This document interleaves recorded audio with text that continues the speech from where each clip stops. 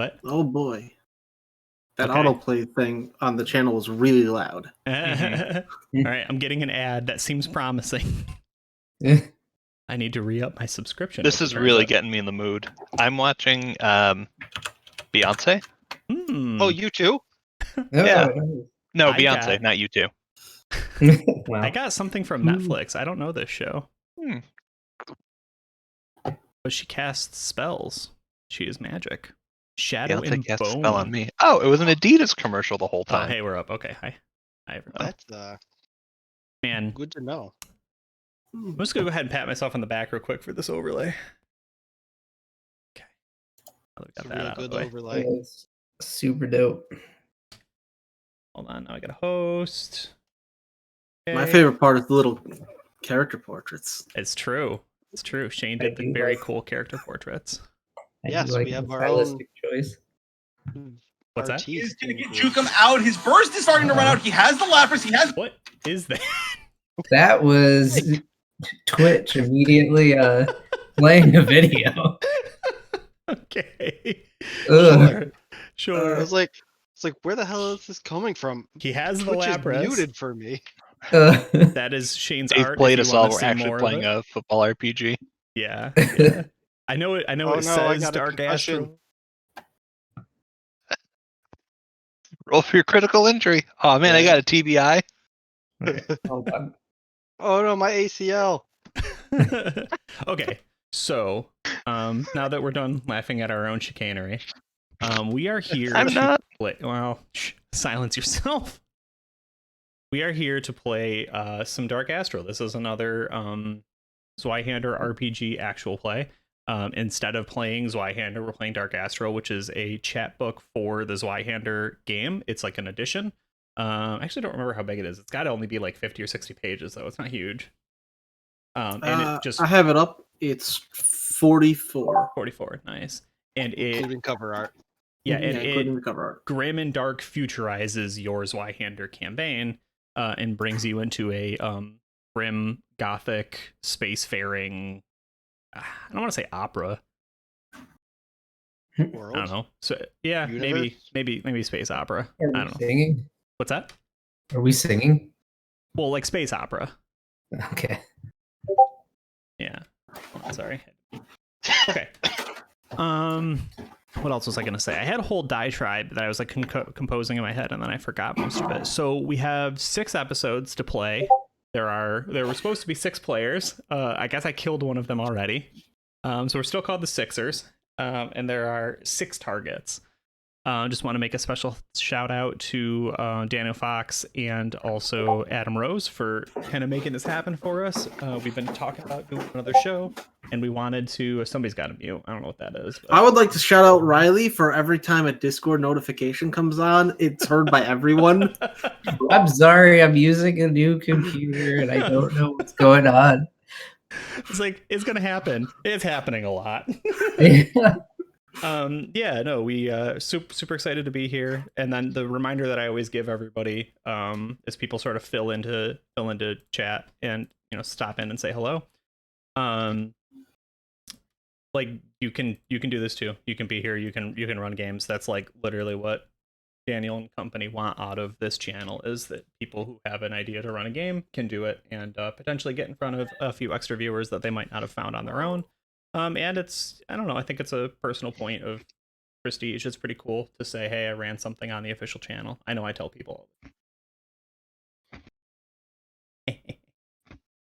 Okay.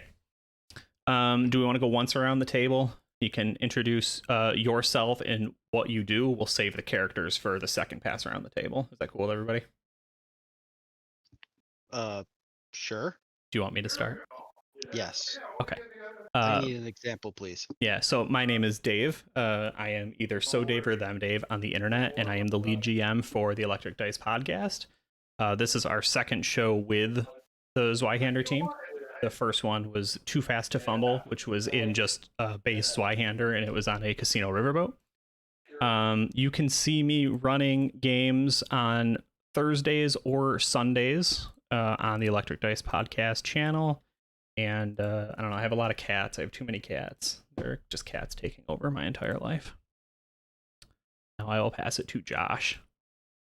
Hey, I'm Josh. I have been playing games for about 20 years now. I don't have much of an online presence or anything like that. About 80% of my free time right now is dedicated to LSAT stuff. So if you want to talk stats and admissions, that's always fun for me. Spoiler, we don't. Is that fun? I think it's fun. Okay. Okay, cool. Who are you passing it to? Let's go Shane. Hi, I'm Shane.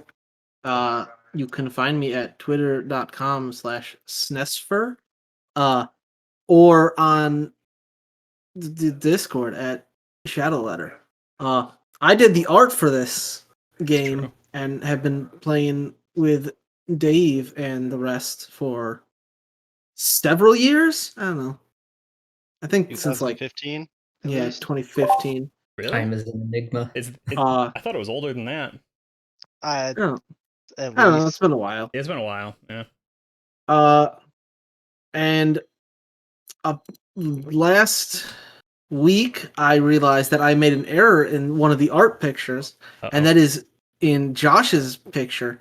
His race is the Grendel, and they are like goat people, so all their races have horns, and his picture doesn't have horns.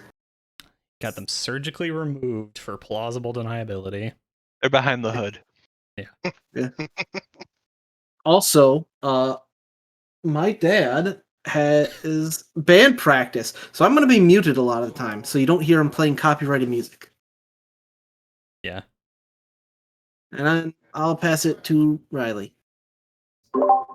Oh, hello. My name's Riley.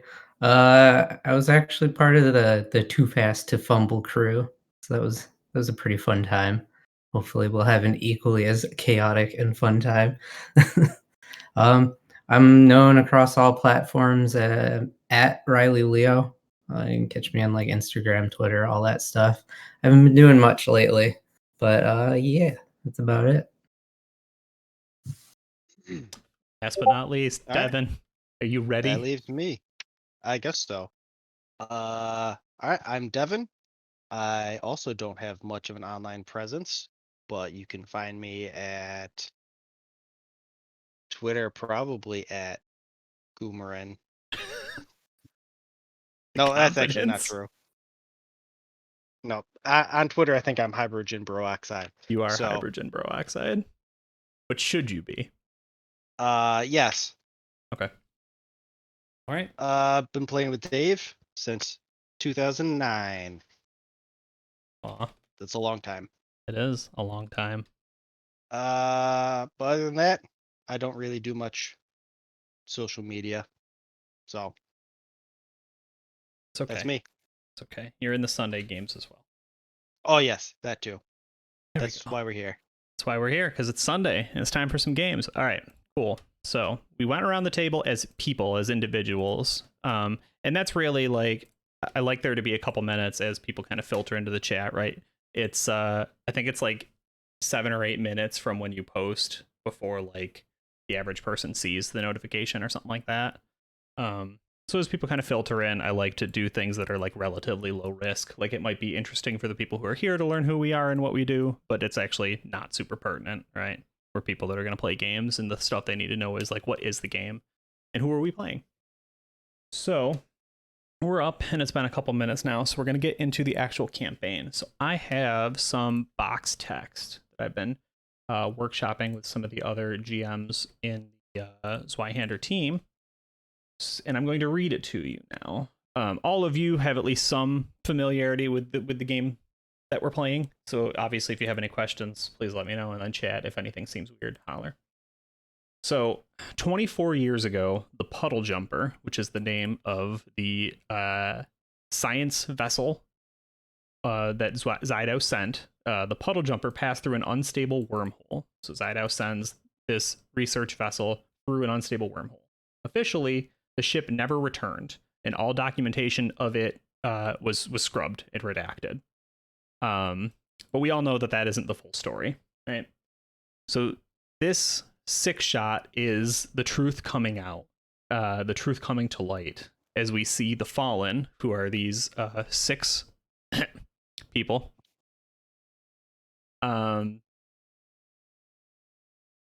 Returning to life after making an eldritch bargain, and we're gonna see if they were better off dead or not. I guess that's the real play to see what happens, right? Members who weren't so lucky have been given a second chance at life after making a bargain with an otherworldly entity. I believe we called that what was the name of that stupid thing?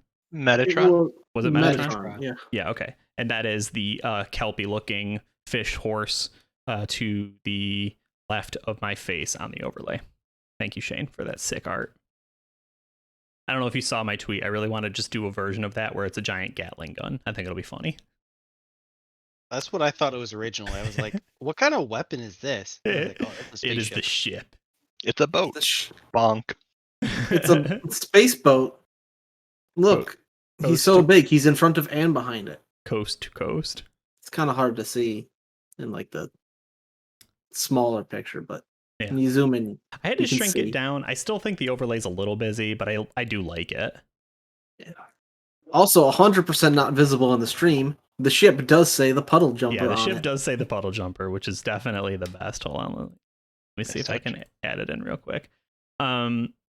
So let's go back through. Let's go back through everyone again. We'll do in reverse order and tell us a little about who your character is, like their class, their training, their background, like a brief description, really anything that you think is pertinent. Like, what would be the establishing scene of them? Right now, you are rocketing through space, on your way to a location to track down the first of your targets. All right, so I guess that's me first. Yes. I am playing Raifan Fahana.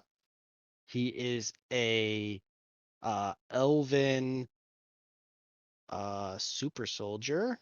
What do we call them? Astro Templars. There's the Kelpie that says the puddle jumper.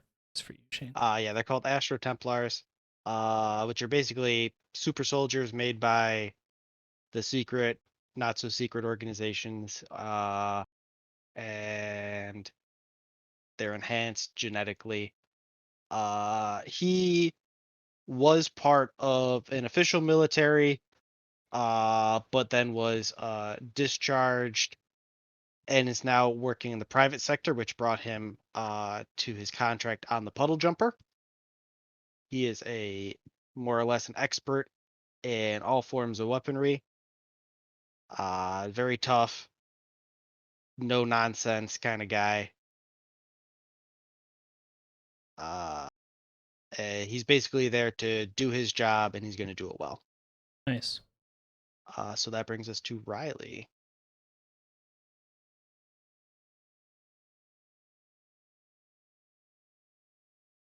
You're muted.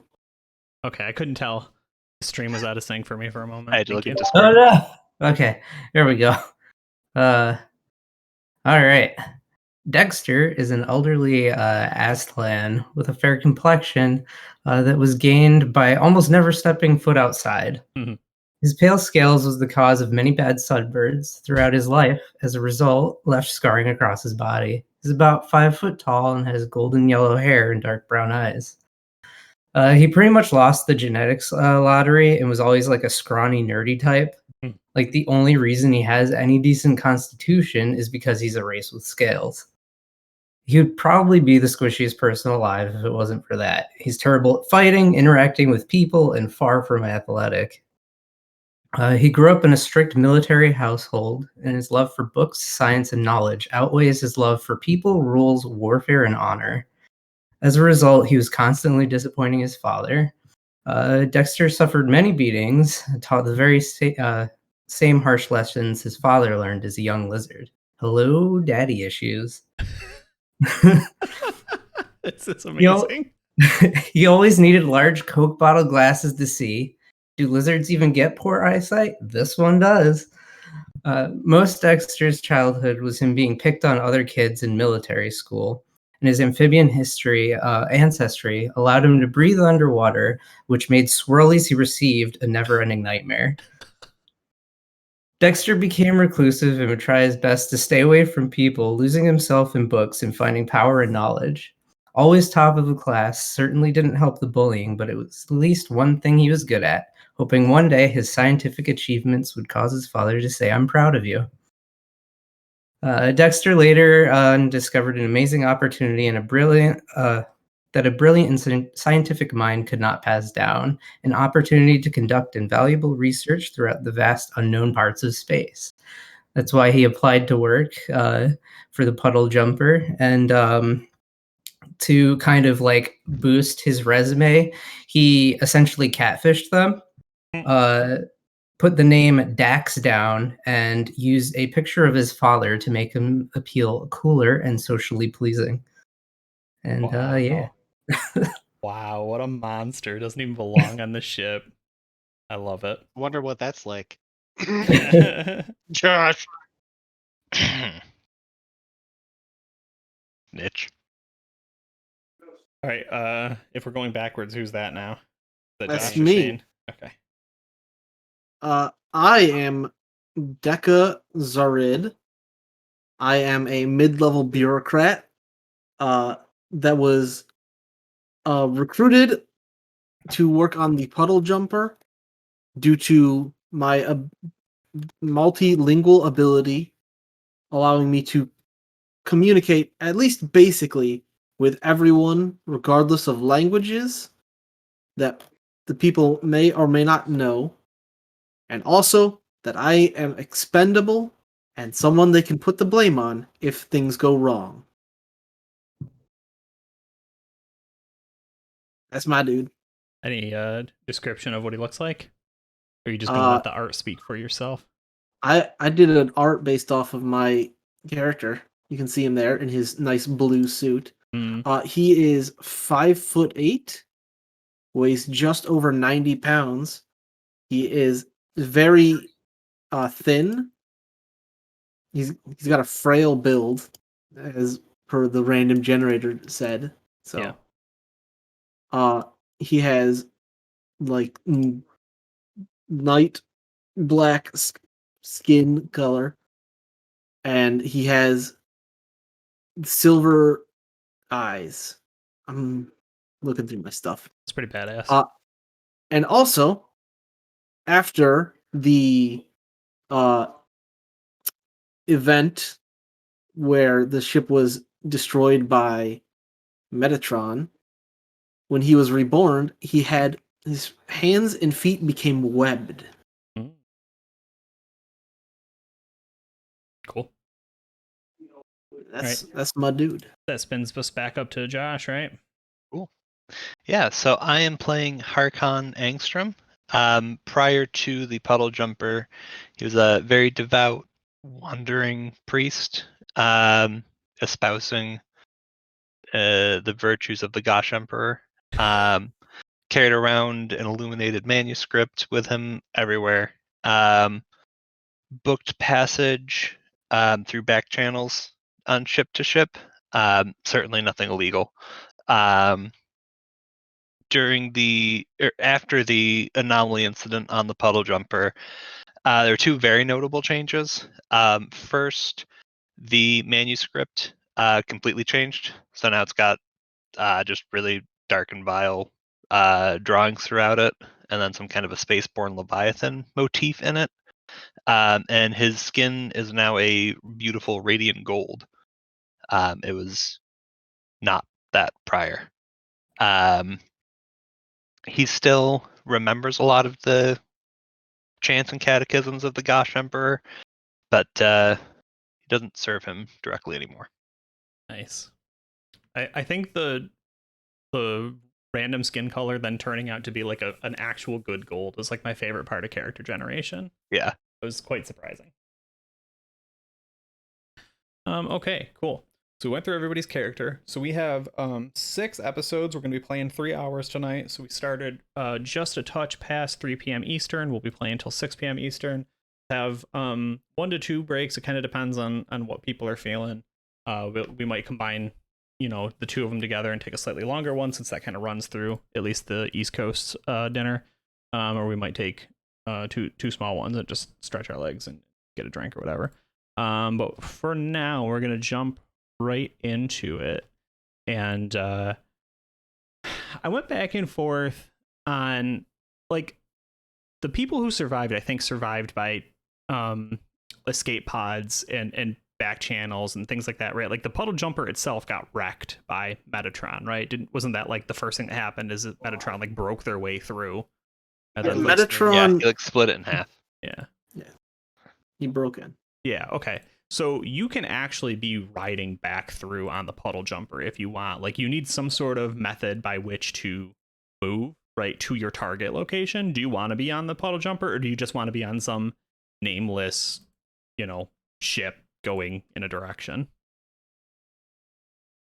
I kind of like the idea of us having like found a space tugboat that was already drifting in the location we needed. Yeah, I'm good with it. Okay. Yeah. Did you kill the people on it? Was it abandoned? It was abandoned after we found it. You're locked. Yeah. Uh-huh. No proof of ownership. Yeah. Okay. So I kind of want like a quick little vignette. I know we just talked about everybody's characters and a little bit what they looked like, but what are they doing in their downtime? What is it like being dead and gone and, ostensibly tortured for eternity / 24 years and now being alive? And then do you have any questions for either me or Metatron, like a flashback? What are you kind of, thinking about and pondering as you're going on your destination? I would certainly ask him about the changes to my book. In and out of character, I assume he's responsible for them. I don't care about that as much. Like, I don't want to blame him. I just want to know what it means, or what do I need to do to find out what it means? How best to serve him.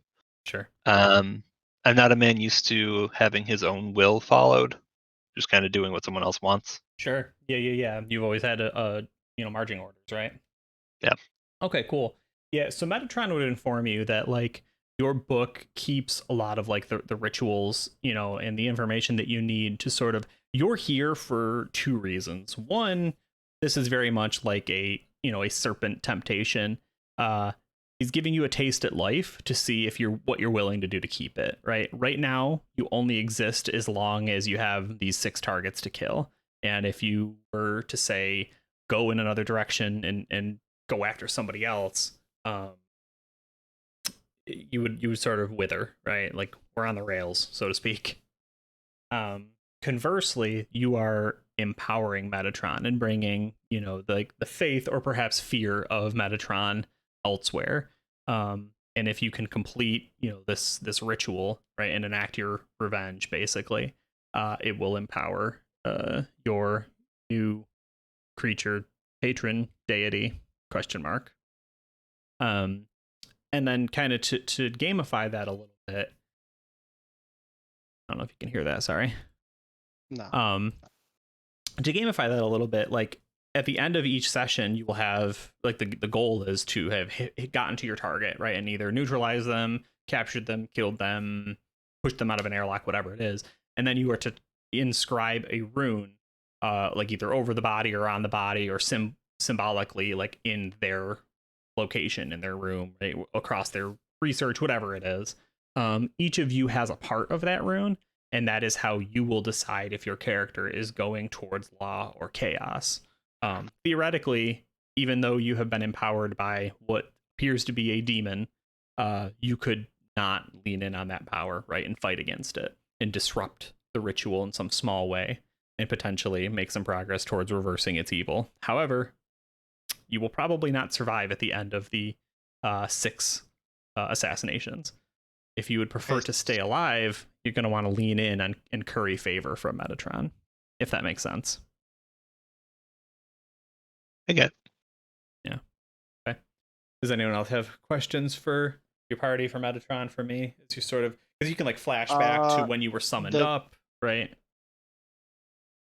The question I have is, so we all need to put our piece of the rune on the body or whatever. Yeah.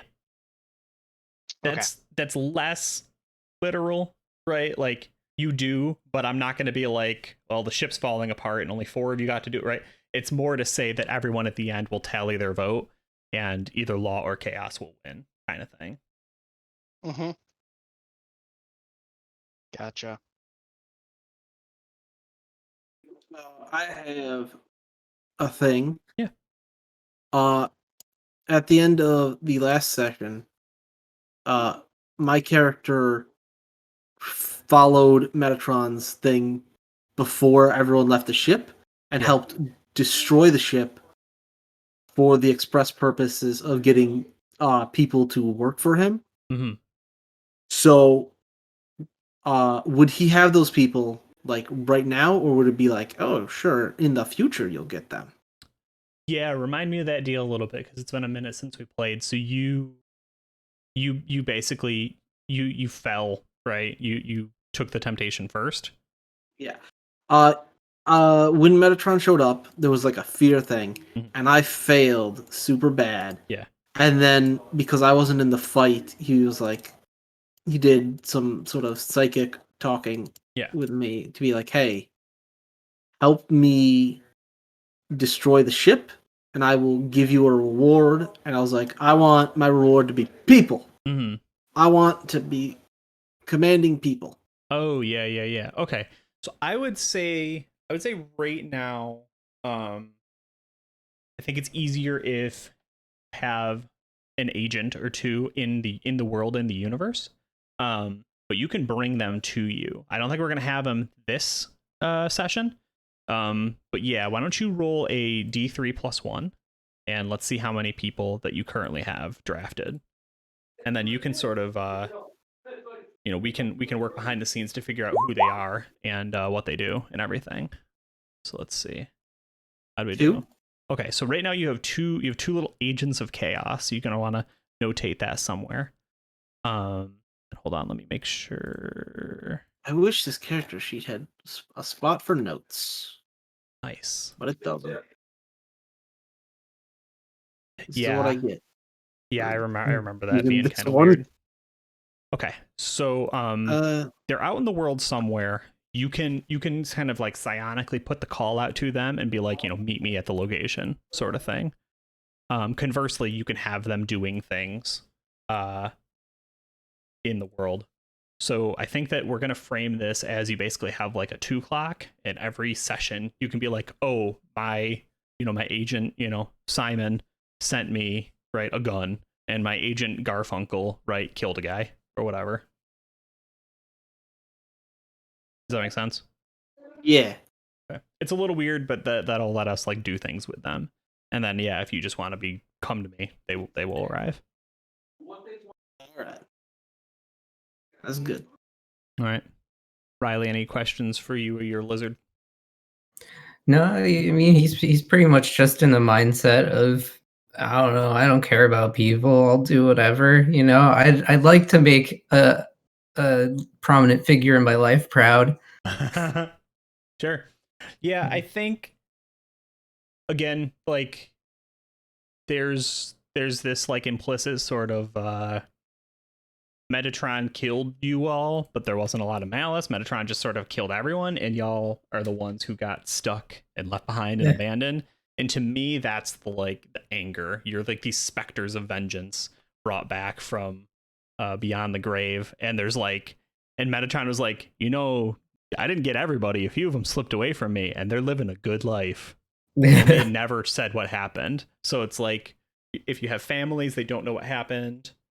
The gang seeks vengeance, right? Exactly. Yeah. A fistful of demons. Your dad will be proud of you if you become a good soldier. You can be a good soldier by doing this. Yeah, right. Yeah. There's definitely a lot of temptation.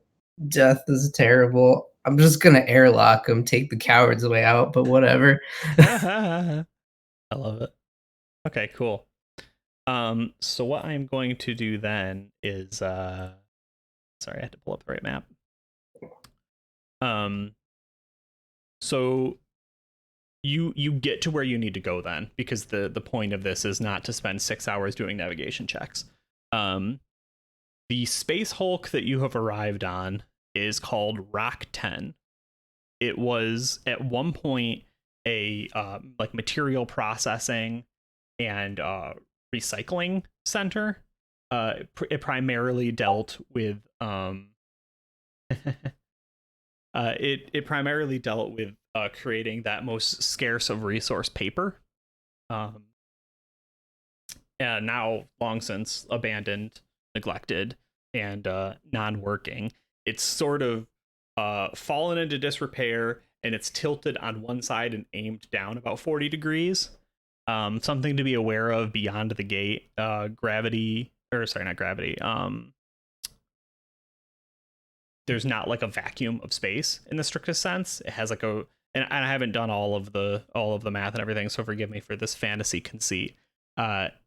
There's a very low oxygen supply. You can stick your head out the window and shoot your gun at people passing by. You will eventually, like build up too much, carbon monoxide in your blood, right? Or get too cold or something. But like you can get out there and just sort of float around a little bit. And there's like a very, very weak gravity. You don't just like aimlessly go off into nothing. You don't die in 30 seconds from the vacuum of space. Mm-hmm. And that allows us to have weird creatures living in it. So that's always fun. So the first question is really, how do you want to, like, what do you do when you get there? There's like a big ass docking bay. Do you just want to like latch up to it, get in Rock 10? Are there? It sounded like there weren't any signs that this had been used or inhabited recently. Yeah, so you have some information that tells you this is where you want to be, but at a glance, you would assume that this is just an abandoned hunk of metal floating in space. Because of the fact that space is not a vacuum and it is in fact inhabited by creatures, you're fairly confident there's something alive in here. I'm stealing like the Minox from Star Wars, like the weird little like bat creatures. They fly everywhere and feed on electricity. So like there are certainly Minox in here.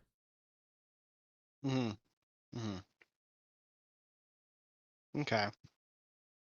My space boat expertise tells me that while the dock might be safest under normal conditions, we should avoid it today. Look for either paddle over or look for like a smaller docking bay, something like that. When you say paddle over, you mean use the docking bay doors, but not attach your ship to it. Yeah, like Gotcha. Park, 100 feet out and then like swim over. Yeah, I mean you can do that. Like I know Space it seems swim. Yeah, it seems ridiculous, but like that is literally in the world that we built. Yeah, that's what I'm thinking. Okay. What are some other thoughts? I think hooking up to the dock might be a good idea, because if we don't attach the ship, it'll just float off. I'm not confident in my space swimming abilities.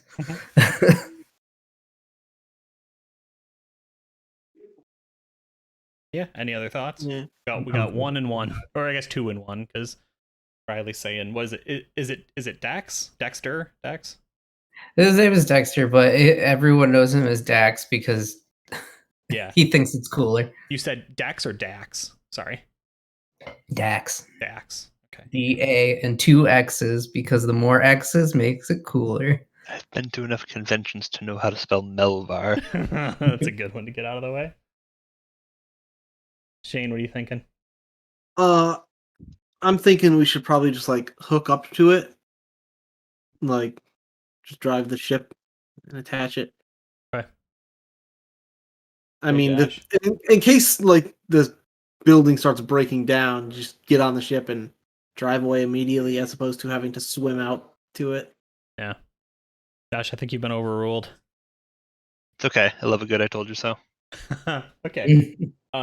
So I know I promised we weren't going to do 6 hours of navigation checks and everything else, but does anyone have any space-to-space spaceship-ing skills? Yeah, I'm actually really good at it. Okay. Because Fortunately, pilot is a trained skill, so if you're not trained in it, you can't use it. Yeah. And I am not trained pilot in or it. navigation? I feel like This So would specifically be. That one's pilot. also a trained skill. So Yeah, I think technically it's pilot, but if you only have navigation, I'm willing to just let it ride because you got this far. Navigation's what I'm good at. Is that the only person trained at all is just in navigation? Yep. Okay. I mean, it's going to be Oh. hard. So what I'm going to say basically is when you started this mission, whoever or whatever was happening, you just made your changes to the thrusters at that point, and you were like, okay, I know exactly where I need to go, and you figured out the angle, and you're basically just going to crash directly into. Right. This feels a little weird, but to like go back and ask if I could have cast a spell, but I have that spell where at the beginning of a voyage, we like christen the ship and the bottle of wine and everything, and it gives me a better navigation roll. Yeah, I'm fine with Right. that. Okay, cool. So this is this just standard difficulty or is it harder? The spell is standard. The navigation is tough because you're kind of you're doing the whole like, you know, shoot a gun and aim with like the curvature of the earth kind of thing. Right. I don't know my situational modifiers for that. Okay, so I got under that. So that's good. Okay, cool. Bon voyage. That's hilarious. Yeah. And then you said it was hard. So you gain a plus 20 base chance instead. Yeah. That's crazy. That's really cool. Yeah, hold on. Let me look at the actual before I misspeak. boat you touch grants anyone aboard a plus 10 chance navigation tests. Sorry, I'm just going through the book really fast to see because I know there's like a breakdown of like what each difficulty actually means. You know what I mean? Okay. Yeah, hard. So you evened it out. Hard is minus 20 and you gained a plus 20. Can I see stars? Yes. Okay, so I get another plus 20. Nice. Yeah, very little light pollution in Beyond the Gate.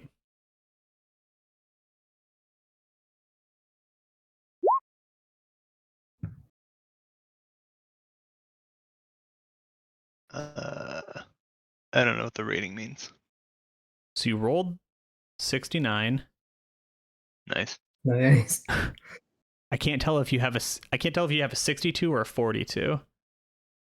What? There's a plus I may have blank done- in there. Yeah, It's the sheet looks a little weird. I wanna just go look at his actual character sheet. So you've got a navigation, which would normally be a 42. You have one rank in it, so that should bump it up to a 52, I believe. Yeah. And then you'd be testing against a 72. Is your barrel condition track still checked off? Yes. Yes. Okay. Let me. So you made it. You made it by 3. I think it'd be more because I tried to add in the 20 for I can see stars, and then a 20 for the spell.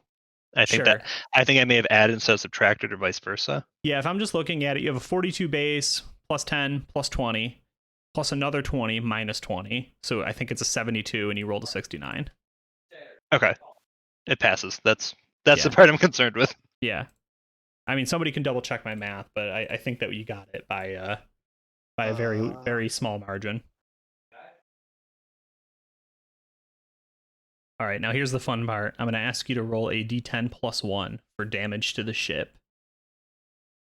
A 7 or higher means it's not going to be operable. Meh.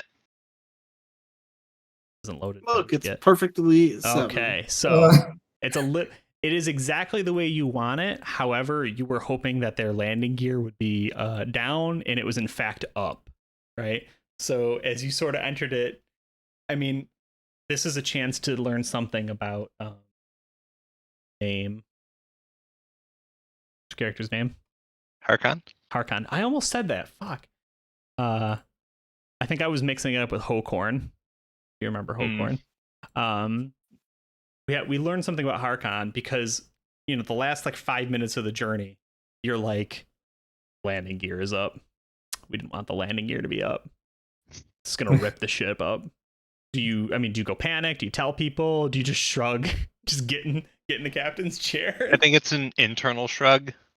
And a small part of it is a little bit of resentment. He wants to use this as that I told you so. You're such an Like ass. You're good. I You're told you this was a good. bad idea. You should have listened to me. Yeah, you're good. Oh you're no, good. the landing gear's not down. Who could have prevented this? Driver of the boat. That's so good. Okay. I like it. Here's a root with some chest hair on it. Okay, so the ship is currently damaged. It's not like I don't think any of you really cared. It does limit your options a little bit if stuff goes poorly here. You're gonna need to find either some enough resources to repair the ship or another way off, right?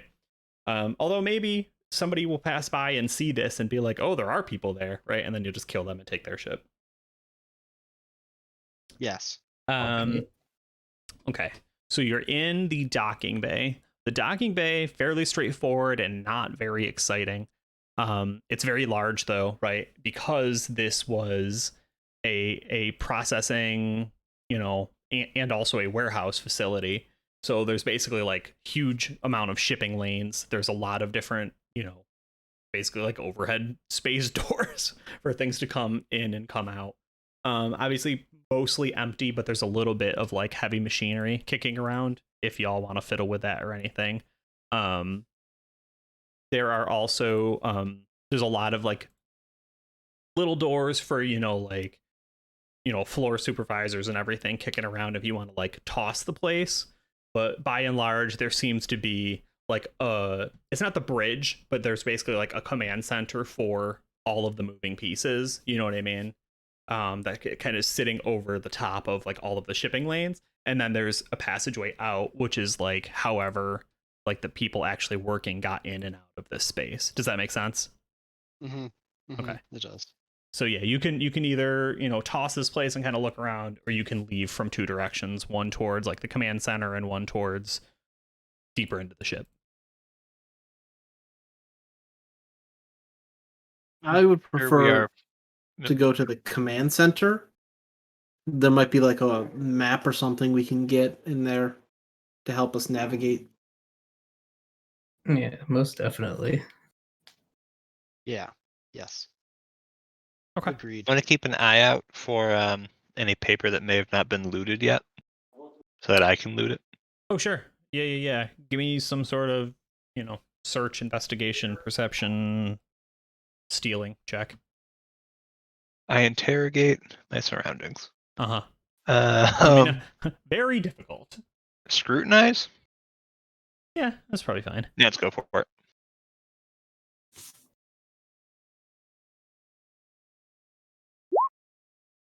Hey, I got a critical success. Oh shit. Okay. So in fact, and in my head I was definitely thinking like there's a batch of like purity seal grade paper, right? Like cloth fabric somewhere in here. So yeah, no, that's like literally what you find. Describe for me, the sort of, because it would be like a secure shipment, right? Either tucked away in a corner, right behind like a locked door that you bust down. Like what's the build up? How do you find this? Because that's a heck of a roll. It's in old pseudo Latin imperial script that most pirates, even pirates who can read period, just don't know. Sure, it just looks like crap and they don't care. Yeah, it's like paper storage code, blah blah blah, and then there's a secured container, some kind of like space chest next to it. And you just boop boop boop boop. And you can see a lot of like wang marks on it from crowbars and a couple blast marks of people trying to explode it open. Right. So yeah, through the power of reading from my local library, I score big. Okay, somebody clip that for me, please. I love that. No, that's so good. Here's the thing that I know because of what I do. A lot of paper in one place actually quite heavy. It turns out that like you think of a sheet of paper as light, but that shit used to be a tree, and when you get a lot of them in one place, yeah, Tree pulp.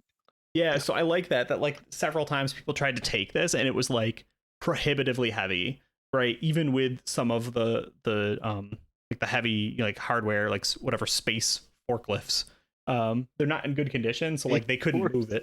Yeah, they just like busted one. So it was like a busted one, right, with like the forks bent. And Yeah, so cool. You have found a massive amount of paper. Sounds weird, but it's exciting for you. Do you want to just like take a sheaf of it, or Yeah, like a couple printer paper packages worth. Okay. What's everybody else doing? Because Hokorn or Archon. Harkon, damn it. Harkon is stealing again. Well, Ryphon would be looking for signs of life, I guess. He would also have his rifle. How big are the hallways? Very big. Like this is a Okay. like they double. It would have like the pathway for people walking, like with the yellow caution tape, and then it's big enough for space forklift. Okay. So in that case, he would have his laser rifle out. Yeah. And basically he'd be like checking for signs of life. And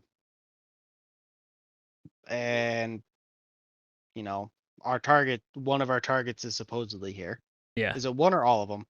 One. One. Okay, yeah. So one of our targets is supposedly here. So I'm going to be checking to see if they left signs, I guess. Living the big life on this space world. Sure. Okay. Are you talented with computers at all?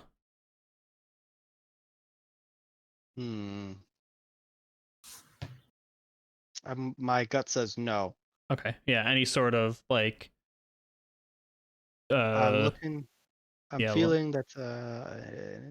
Let's take a peek at your character sheet. That'd probably be an education. Yeah, I think that makes sense. I mean, I'm smart enough, but I have no training.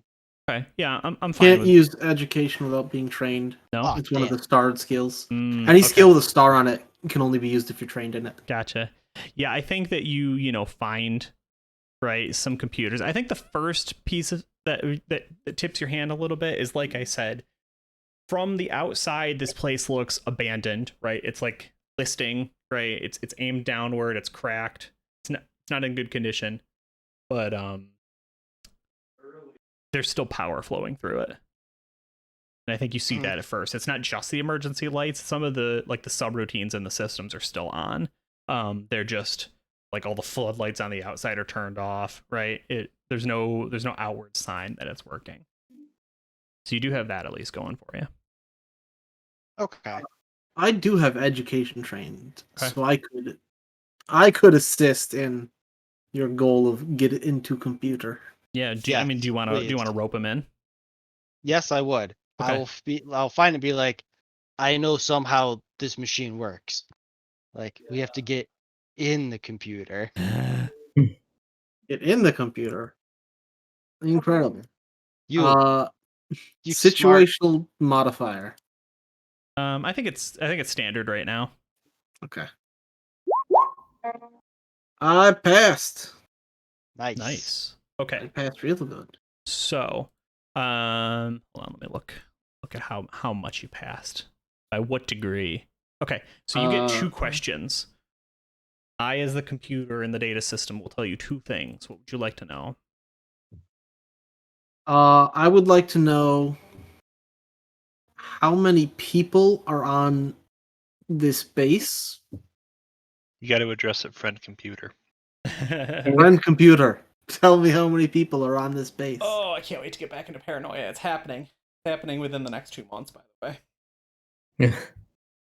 Okay, how many people are actually on this ship?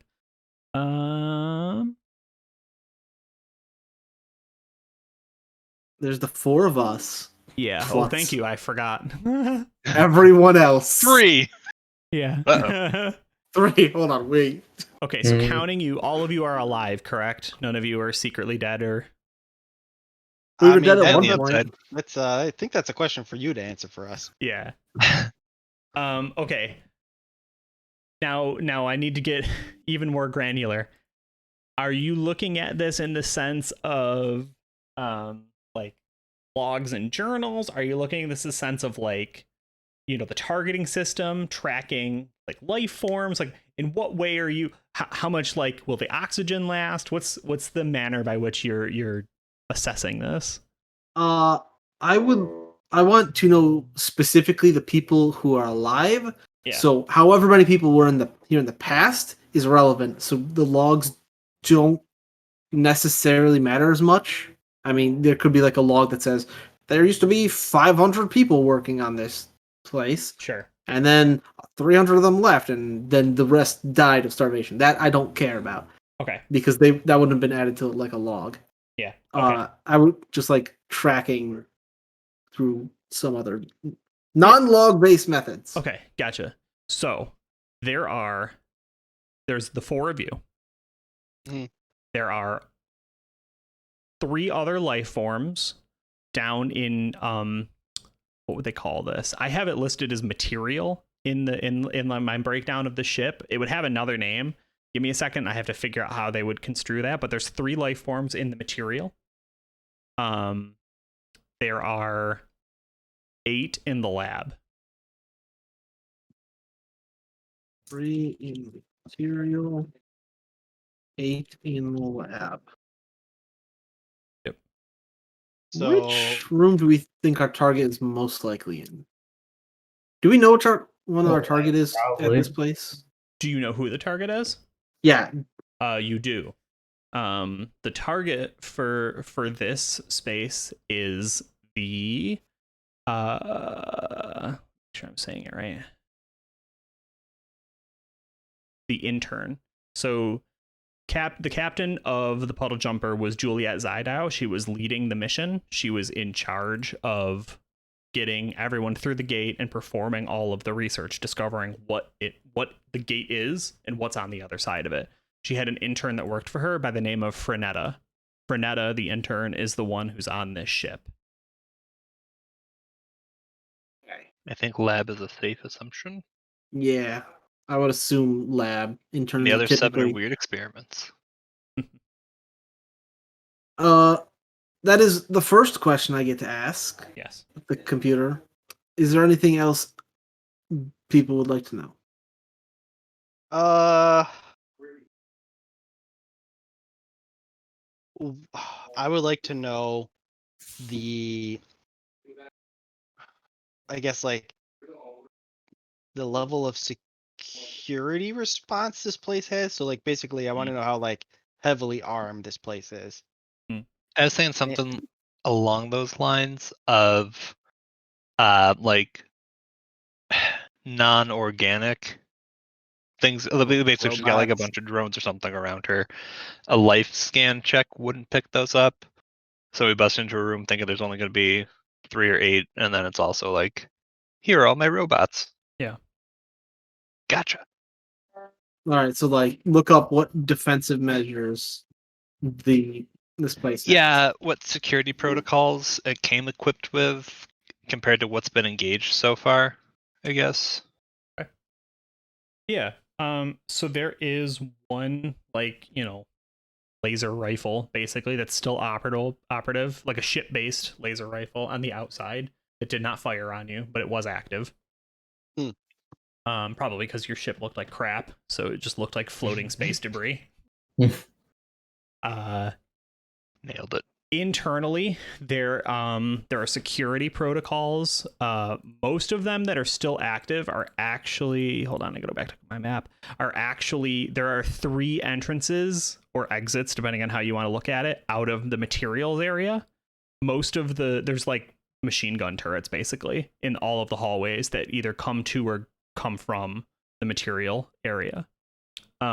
Additionally, those same sort of like, slug thrower machine gun based are positioned around the docking bay, not where you are, but like if you were to leave the docking bay and go into it, so in the control area and then the hallways that lead to the cafeteria.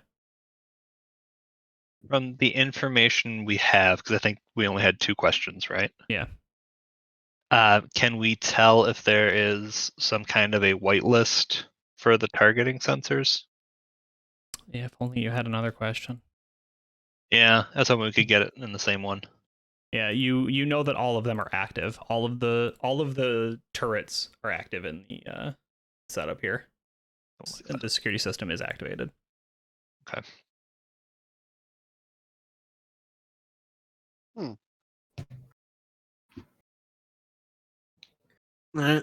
I make sure to convey all this information I learned Yeah. to everyone. Excuse me. Be like, Mhm. let's find the lab. Yeah. And avoid those Yeah. hallways. Okay. So the group sort of it sounds as though you trundle up from the docking bay into the control area. So again, there's probably 2 rings of, like meeting rooms and floor supervisor, shift supervisor, a little staging area and stuff, just side rooms to do basic what have you. And then they kind of funnel into the control area, which would have very much like a bridge feel, like these big bay windows with like a lot of like computers and setups and everything for a few people to kind of monitor everything that's coming and going. And then, like some sort of digital based, dry erase board to keep track of like what's coming and going as far as shipping is concerned. It is locked. Okay. Anyone trained in skullduggery? What kind of luck? Yeah, so it just has it's a door, it's a metal door with the plunger, the depressor, right? And it just doesn't click open. All right. Well, in that case, I will. I'll look around and say, like, can anyone pick this lock, or do I gotta force it open? I look for a key. Yeah, you go to look underneath the floor mat and you realize you've just been walking across like that metal grating. Uh, Is the door color coded? It is steel. Yeah, Alright, it is let's space find the steel steel, key. excuse me. And the space steel key. yeah, and it has the same, dings and whang marks like the the Latin paper chest. Which I don't Is know. there like a look is for there a like a number fire pad gate. or anything? What's that? Is there like a number pad or is it a physical lock? It is a physical lock. Okay. Yeah, I think brute force is gonna have to be our way in. All right. I will attempt to brute force my way into this door. Sure. Bonk. Yeah, so you can go ahead and roll pretty much whatever you're thinking. I'll just tell you. It'll be a difficult thing. It's a -10. Okay. If he levels a weapon at it, I'm gonna look for cover. I'm going to. Well, I guess I'm gonna take out my shiv and try and like. Does it open like It would open out. outwards? Yeah. Okay. I don't know that it should, but it does. Okay. Yeah, I guess I'm just gonna like try and force it open. Yeah, So you're I'm just gonna getting make in there a- and prying it open. Yeah. Okay. Yeah. Yeah, go ahead and So- roll. Athletics. Do I have any situational modifiers? I don't think so. It was -10. Yeah. All right. That's a fail. And I think that this is right. Like, if y'all are like, we sit here for a few hours and rip this door off its hinges, you can. But I think you give the seam a good once over. You find whatever point you can, and you begin sort of chipping away at it. And you don't really have the tools you were hoping for to make this happen. Mm-hmm. I think that you probably look at your gun for a moment. What kind of weapon do you have as far as gun goes? I have 3 laser gun. No, I got 2 laser guns, a shotgun, and then a chain sword. Yeah. Chain blade. Yeah, That's what they call them. Yeah, the chain blade, you're like, probably work, but it would take a while, be very loud, and probably dull the shit out of it. The laser, if it's not like charged in such a way to like, repel those ions or whatever, you might be able to melt it. But again, waste ammo, take time. Okay.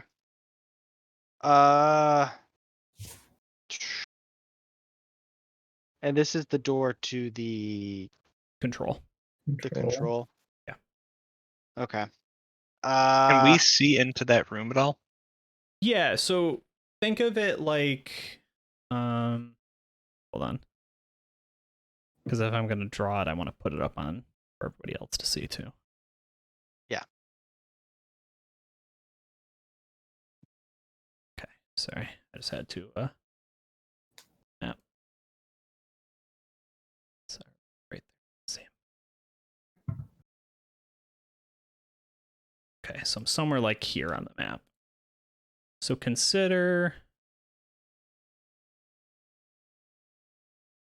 stairs, right? That come up, and then there's more of them, but you get it, right? And then there'd be rooms, right, and doorways into rooms over here, and then the grating would kind of bank this way. Let's make sure. Okay, so this is not visible at all. Great. I think we're still on the voting Yeah. overlay. Yeah. Yeah. Oh, my bad. Thank you.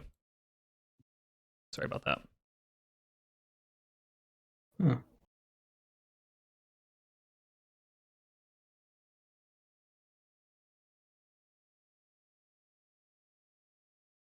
Okay. All right, so stairs, right? Meeting rooms on this side, and then so you would have come up, right? This thing would hook around, and you're now change the color. You're now at this door, right? So all of you are standing. Yeah, all of you are standing right there. So technically, Mm. this is like the bowed, glass, right? If you wanted to try going at it, I'll be honest with you, like you would look at that and assume that it's, heavy duty glass, but right, like this is the control room right there. So you've got one doorway, you're standing in front of it, and it's like, well, if you wanted to sort of like shimmy out on this ledge and, right, try and break in that way. Does that make sense? From either Uh, down here on the floor or the ledge, or even if where we are currently, can we see if there are any other doors in there, or even like vents or anything that might lead into there? Mm-hmm. What was your question, Devin? Yeah. I was gonna say, since you said that the floor was like grating, Mhm. is it possible for us to like cut the grating and then like shimmy in under the door? So basically, same thing Josh was saying. Yeah, I would say so. You're 2 stories up when you get out to this space, so you do not have a lot of angle to see in, right? If you're kind of looking here, it looks as though there's doors that lead further back, but I would say you're pretty hard pressed to see into that room a lot. You know what I mean? Yeah. Interesting. Well, I'm ready to give up. uh, It would damn. be mirrored on the other side as well. If only one of us had survived was a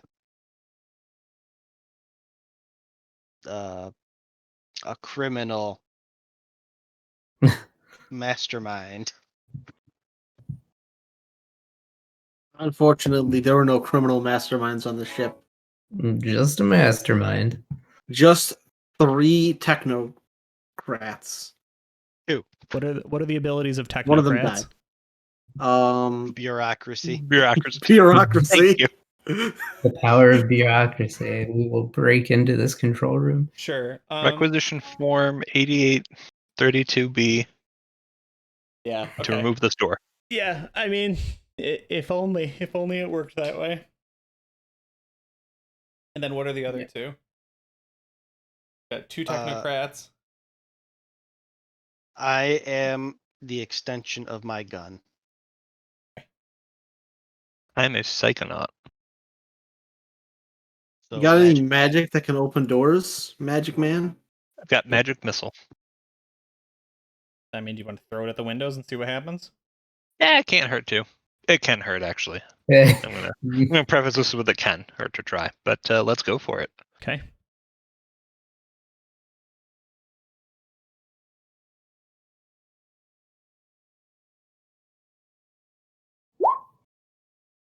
Nice. Okay. I do. Go back. Yeah, so you made it. D10 plus 6 damage. Dang. Phew. Seeing the Okay. giant cluster that is your name. How many times can you do that? I think I can just keep casting it until I fail. I Okay. think It does expend the silver dart. Some amount of silver darts with you. yeah.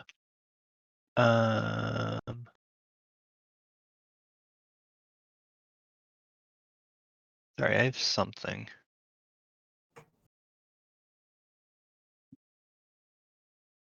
Yeah, basically what you see is right, the however you want to describe your darts kind of shooting out, however they form and exist. It fractures the window, which is pretty exciting, but it does not break it.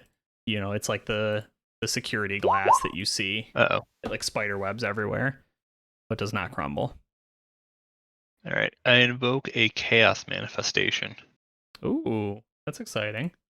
Yeah. Do we have any specific to Dark I'm Astral, or are they just part of the Zweihander main? I'm assuming I should be rolling chaos dice with a lot of stuff, but it's not doing it automatically. Hmm.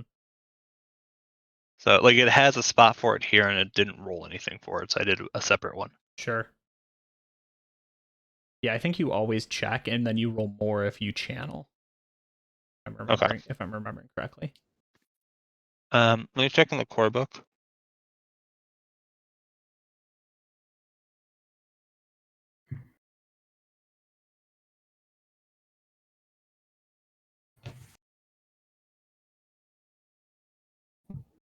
Nothing there. So I think it's just whatever's in the Spyhander book. Okay. Finding it. 397.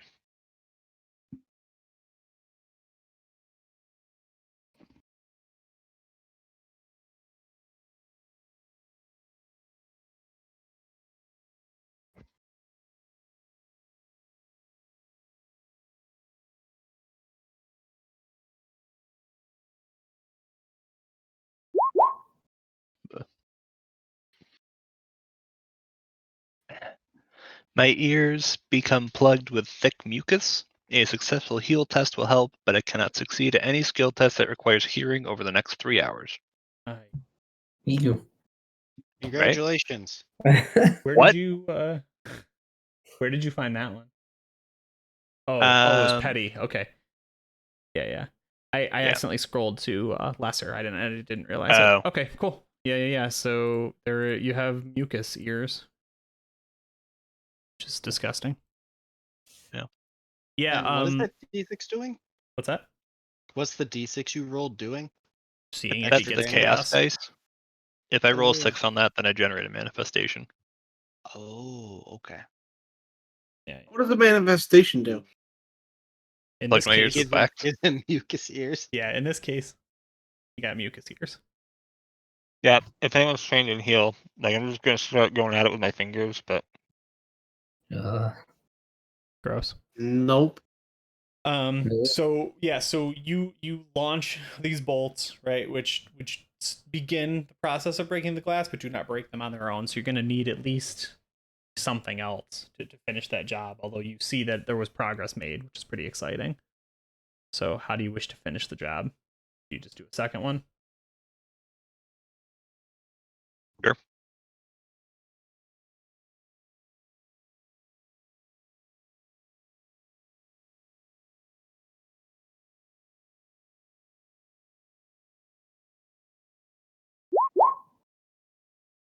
Oop. Nope. Okay. So yeah, My balance is all off. the winds, the etheric winds are not swirling around you. They have left the space and gone elsewhere. So you hold aloft your silver-tipped arrow. Cry out for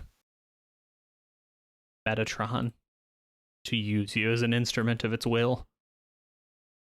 And unplug my ears. Yeah. And also unplug your ears. All right, now what? I will give an attempt to shoot it with my shotgun. Okay. I'm gonna get out of the ricochet path. Yeah.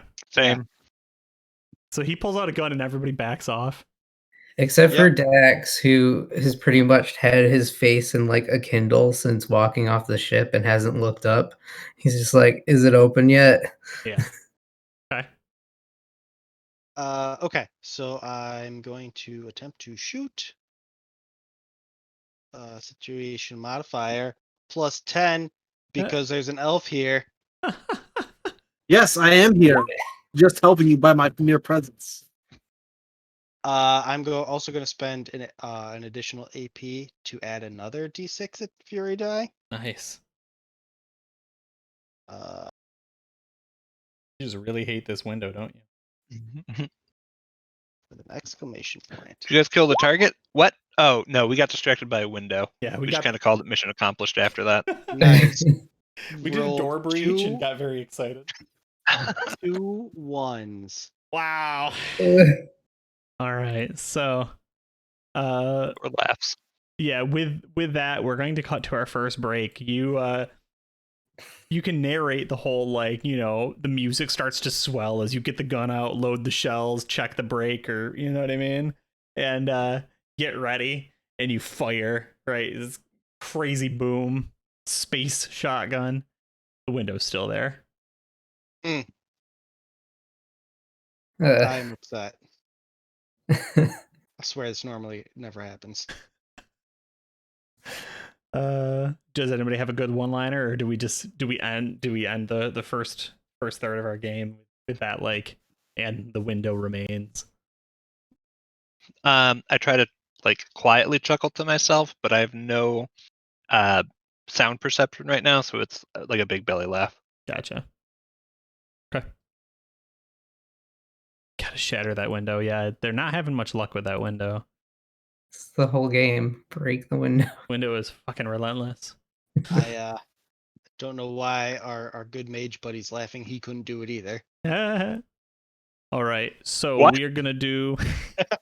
we're gonna hit a quick 5. I just want to stretch my legs, refill my drink. I did not make a be right back screen for this, so I am just going to do a very low quality. Just going to draw it on the screen here. So if anybody Be needs back to in 10. be back in 5. Oh.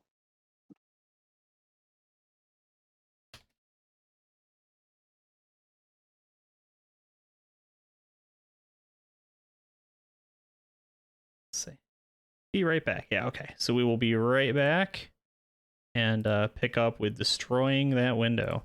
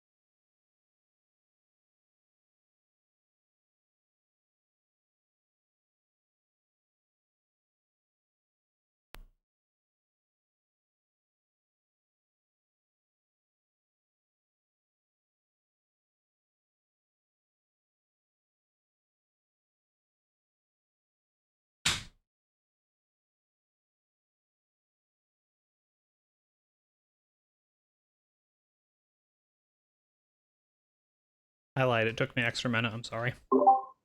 Wow. Mm-hmm. Unacceptable. Got everybody? Okay, I forgive you. All right. So, had a minute to think on the break too. And as funny as it is, I do want to move the plot line along. So, I think we come back from break and everyone's standing there staring at this window. And then all of a sudden, just all of the glass falls away. Right. It just took a couple extra seconds. I loosened it. All right, now what though? I can't. Give Get it on a in grappling hook or something. Not getting me around there. You just need to open it from the inside. Yeah, we really need to get one person in there. Yeah. True. What's going on? I look to the Astro Templar. All right, I'll go in. Okay. So you just kind of running, jumping, you climbing in? I'm going to try and climb on in. I believe that might be a coordination test. Sounds good to me. What kind of difficulty am I looking at? -10.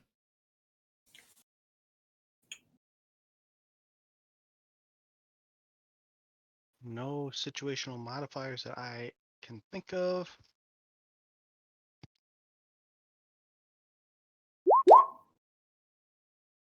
Hell yeah. That's Got a it. pass. Nice. Okay. So you sort of delicately, step down. There's no way to not step on some of these like flat screen displays. You know what I mean? Like you just have to, but you're trying not to break them. Nice, Quid. Go ahead and roll me a D3. You see something as you're moving across this area here. I just want to know what thing you see. Uh-oh. A D3 you said, correct? Uh-huh. 3. Okay, cool. So, you see what, by all accounts, what's your familiarity with like forests and like woods and like lush, verdant, like rainforest green? They exist. I did a mission or two in one. Didn't like it. Okay. Yeah. And we have no compelling reason to believe that your character cannot read, right? This isn't like 3-5 Correct. barbarian. Yeah, okay. So as you sort of like move, you're kind of gingerly moving across these screens, and I don't know that it's like you care about breaking them or not because this isn't your stuff, but I think it's just training, right? Just like you're breaching this area, you shouldn't be being messy, loud, right, and breaking shit. Yeah. So as you're kind of moving across this, pretty wide display of all these like, TV screens and computer screens kind of like recessed into this like control panel, you see one of them that displays this like verdant green forest, and you're kind of looking at it upside down. But you see in the corner it says materials, right? It's labeled materials in the way that like, as it cycles through all of the security cameras, right? It would name each area. So apparently materials is a giant forest. And then the thing that surprises you is a goddamn Tyrannosaurus Rex just walks by on camera. Oh, okay. That's normal. You don't need to worry about that. Come on, that happens all the time. And you're inside the control room. I stopped for a second, Uh-huh. trying to process what I just saw. Hmm. And then my training kicks in, and I go and open the door. Sure. Okay.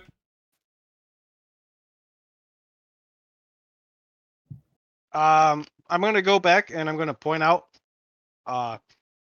the television panel Mhm. and be like, you guys should probably watch this for a bit. There's a large creature in the material. What's all the green stuff? They Oh, call them trees. I've seen about these in my books. Philosopher Big Shaq once said, "Smoke trees." Indeed, he did. You can have fun smoking your trees. I'm going to look for a map on one of these. I assume there's a computer in here. Oh yeah, yeah. Go ahead and just hit your education. Oh, what's this? A forest. I failed. Yeah, it seems like most of them are on like an auto loop, right? So they're showing you a lot of empty hallways of nothing, and it's really, really tough to sort of make sense of any of them. 7, high or low? Hi. Okay. Damn. Yeah, so you spend about 10 minutes watching these, waiting for, the T-Rex to come back, and it does not come back. I know I saw it, and I know it's Maybe. real. Maybe the trees are the big creature? No, it was like I don't want to say it. It's like a big lizard. Excuse me? It was probably just really close to the camera. I mean, okay. I'm Are gonna you point calling me? Are you calling me and people of my kind big old monsters? I think he was. I Race war. I look at my lizard companion and say, no. Was it like a bodybuilder of him? No, it looked like and now I pause. Yeah. Max is Non-sentient eagerly lizard. waiting. Yeah. But those trees are big, and it was, by comparison, equally as big. I look at the monitor with the trees in them. Yeah. And then I just kind of like hold my hands up so that they're like a few inches apart and go, "How you so sure?" No, like top bottom, not left Oh, right. okay. And then go, "How you so sure they ain't this big?" And the camera's just really close. Yeah. You know what? I'm gonna let it eat you.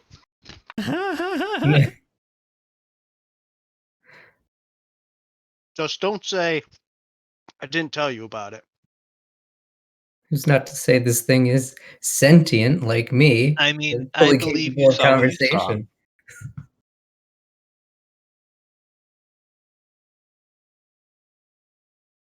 Listen, Metatron sent us here to kill this guy because he fucked off and didn't die with us, and he needs to die. Yeah. What a loser. And he's got goddamn giant lizards protecting him. But we've got a giant lizard of our own. Maybe you can talk with him. Hold on, pause. Dave. Yeah. Are we talking Jurassic Park T-Rex or real life T-Rex? You're asking if this thing has feathers. No, I think he's Yes. asking size. I'm asking if it has feathers. No, we're playing a fantasy game. Remember, there's it's a T-Rex. It's a big old lizard. Okay. If only I was a druid. Yeah, so I have warned the party. They have not believed me. Not at all. Why would we believe you? We didn't see any T-Rex. We just saw a bunch of trees. I believe you feel you saw a giant lizard. I just don't think you actually saw a giant lizard. I right, think well. stereotyping, but you know. I will bargain you one favor if we encounter this giant lizard. Which is, I guess, like... Oh, is this like a currency. rules mechanic thing? No, well, sort of. It says we don't carry money because It's a cashless society, obviously. Yeah, well, our organization pays for our stuff. But if we encounter another world, we could win or gain, I guess, like favors, which like it basically is currency on that planet. Gotcha. All right. I'll look around and be like, who else wants this deal? Semper Fidelis Tyrannosaurus. Okay. So there's 2 doors out of here. What are you doing now? Left. North. North left. Towards the labs. Okay. Yeah. Does either of the doors have a label or like a sign that says what's past them? No, but both of I them can't are. lose the bet if we don't go to materials. Yeah, both of them are locked, but there is a digital panel on both of them. Is it like I'm gonna try. a code panel or like a hand scan? Probably both. I would like to search the room to see if somebody left the code hanging out somewhere. I'm gonna try the code that got me into the paper too. Yeah. Sure. Okay, so let's go ahead and have that search roll first. Oh, was that supposed to be at what difficulty was that supposed to That's be fine. Straight up is fine. at? Okay. So I actually did that at -10. So I rolled a 26 out of 43. Nice. Okay. So you feel very confident that you have searched this room over and no one left a post-it that says, Johnson always forgetting the password to the secret door. 22824. Damn. Yeah. Try 22284 Yeah. or 22824. I forgot what he said. It's probably 1, 2, 3, 4, 6. Password is admin. Password? Links this.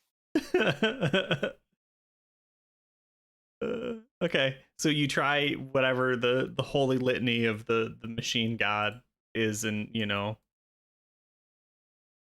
binary or something, and that doesn't seem to let you in. 8675309. Yeah. Now what? Well, Tommy Two Tone got us nowhere. Oh well. So I'm gonna look at our scaly and elven allies. Say, can you guys bureaucracy this door open for me? Requisition. Yeah, let via me just use B. my bureaumancy to requisition the door open. I speak to the door. Excuse me, sir. Can you open? Yeah. The door does not. I'm just gonna seem put to my hand reply. on the hand scan platform and have nothing happen, or Sure. maybe a big ol' Yeah, go ahead and roll a D100. Get a 7. D100. 97. Yeah, well, it was not a 7, unfortunately, so it didn't work. But boy, if you'd been in, if we'd been playing in our channel, you could redeem 10,000 channel points and get it. I've been sitting on mine for a while now 30,000. for a good opportunity for that. Yeah, 30,000. Oh, we're in a control room. Does the control room control the door? I don't know. The guy who was going to check failed his intelligence, so. Yeah, I couldn't figure I out how didn't to log in. I didn't even put any monsters in this. I just locked every door. Can I also do the You roll? monster! Or is it Are you trained? in education. Then yes, you can. All right. Is there a modifier? No, it's just straight up. You all speak the language. The systems are on. Fucking way to go, dude. You rolled a 9. Yeah, he got it. Okay. So a couple things happen here. One, you can unlock the door if you would like. 2, you can change the security cams if you would like to see other areas. 3, you know that there is a armed machine gun turret on the other side of this room. Oh. Oh. Oh. So I can do all of these things? No. You can do Oh, 2 of no. those things, and one of the things is just something you know. Oh, okay. I mean, why not? I'll do the things, but also I'll let them know that there's a a machine gun on the other side. Okay, so you Search for that big lizard. Yeah, so you change the security camera setup and you also unlock the door. The door doesn't swing open or anything yet, but it is unlocked. So we know that now. I want to try and see this big lizard that he's stereotyping. Yeah, so you do in fact, right? You are able to change the setup for the materials in the forest, and you can see there are actually many Tyrannosaurus Rex stomping around in the giant forest that is in the bottom of this ship. They really do move in herds. I will look at Harkon and say, "Pay up." I nod and hold out a handful of earwax. No. This is the only like 10 currency. coins. Yeah. So I think that I have 6 of them down there right now. They're. I mean, I imagine they're a little territorial, but not like aggressively. So they're basically big old chickens. Chickens Hold on are a second. aggressive. We've seen 6 of them walking around Uh-huh. in the material. Yeah. I'm How many thinking of these them things are might not be real holograms? because the computer system said there's only 3 life forms in the material. I very specifically asked Shane what he wanted to know. He wanted to know about people living. Yeah, I asked for people, not life forms. I very specifically asked.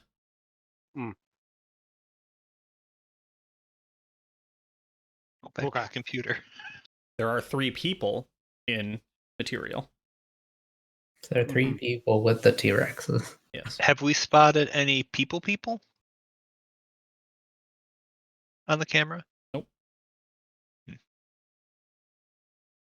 Do any of the Tyrannosauruses look like people in suits? All right, let's scrutinize. Let's make something happen here. Well, who wants to risk the machine gun going through the door? All right, Commando, it's time to break through another doorway. Yep. I will get into a defensive position and I will take out my laser rifle. Yeah.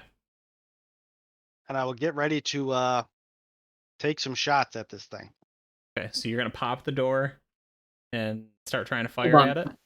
Before he pops this door, are there any like tables we can drag around to make a barricade of some sort? There would Yeah, be I mean, chairs, but no tables. I wanted to like get cover from the doorway after it opens. So like, I don't know how cover works in this game. So there is no way in which you can destroy this thing without opening yourself up to it. I'm not going to have you open the door and just get, shot to death instantly, but like this is the path y'all have chosen, and it is dangerous. Okay. So if you want to pile chairs, right, and everybody backs off away from the door, that's totally fine. At some point, you're going to have to confront the machine gun if you want to in this hallway. Yeah. Well, I would like to confront the machine turret. Okay. I will charge with you. Okay, so we got 2 people Shoot charging magic in. at it. I will stay nearby to assist by my mere presence. Thank you. I am not a combatant, so I'm not really going to be able to shoot it. Remember that time I tried to shoot a fucking engine in a computer in the spaceship and I missed? Yeah. I'm not going to hit this. Sure. Okay. So it looks like I roll to attack. I think you can dodge if it's ranged. If it's ranged, I can try and dodge out of the way. Yeah.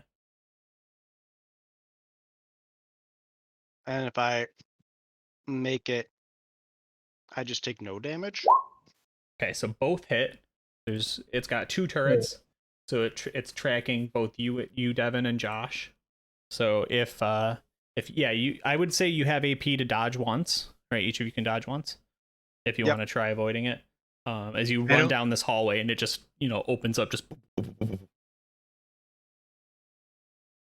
I don't see dodge as a skill. Is it just an agility roll? It's under defenses in the trapping talents and defenses. All right, so there we go. One on each, one hit on each of us, or? Yep. Okay. Is it just straight roll for dodge? I believe so. I probably won't make it regardless. Yeah, I mean So it's no. easier to just roll. Perilous. I feel like it hits me harder. stunts. Why'd you crit? I don't think it's a perilous stone. I think perilous stunts Yeah. only you're attacking. Oof. What? Okay. Yep. That's a hit on me. All right, you both got hit. Not even gonna worry about it. I'm just gonna roll damage. All right, we're rolling identical damage for both of you. Ooh, pretty bad. So 11 total.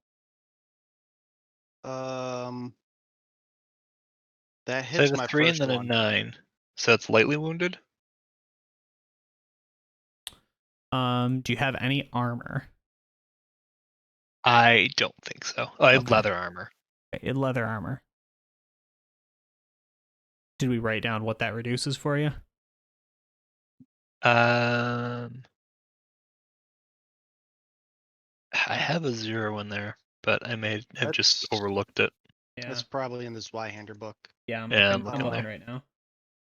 So leather armor is damage threshold of 2, Oh, there we go. which is good because it keeps you from bleeding out. So I think that it reduces that 11 to a 9 for you.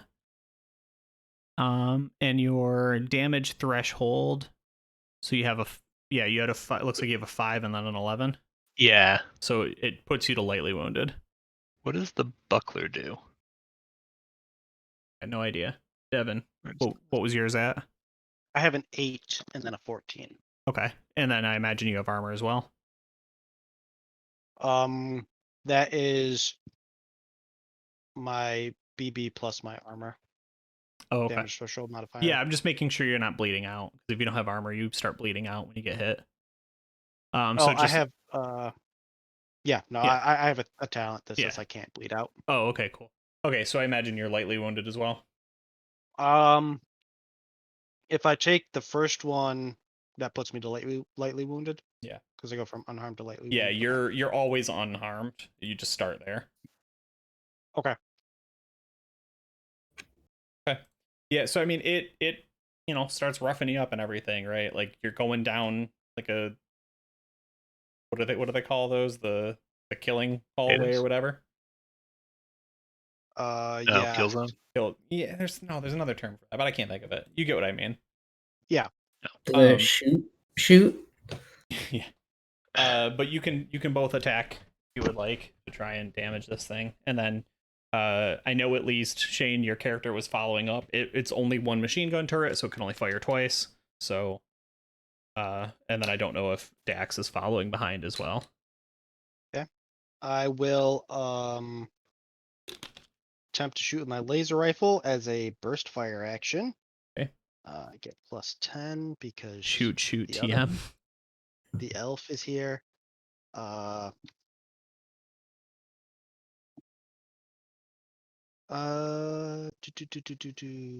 Okay, let me just look up what burst does real quick.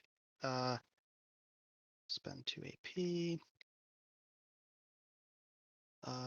Add my 10s die to the total damage. Okay. Okay. And then I add 4 to that, so that is a 11.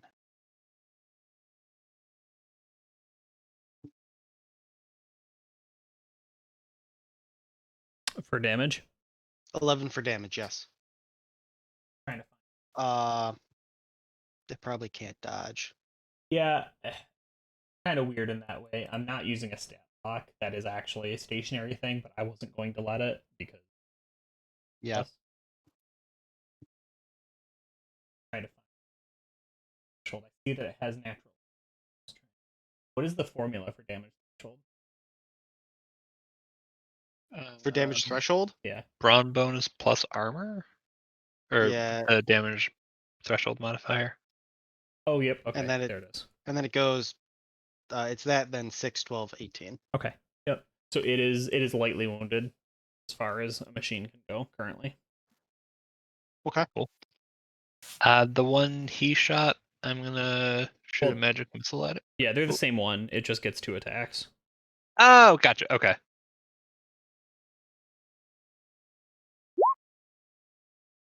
Damn, Hey, that was barely close. made it. Nice.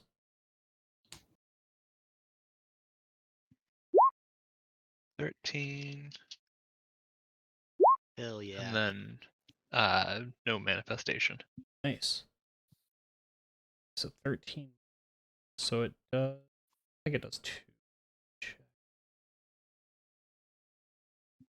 It goes from whatever is after. Heavily wounded. Lightly wounded, Uh, moderately Lightly, wounded, moderate, seriously. serious. Okay. Yeah. Yeah. So it is moderately right now as far as Nice. a machine can go.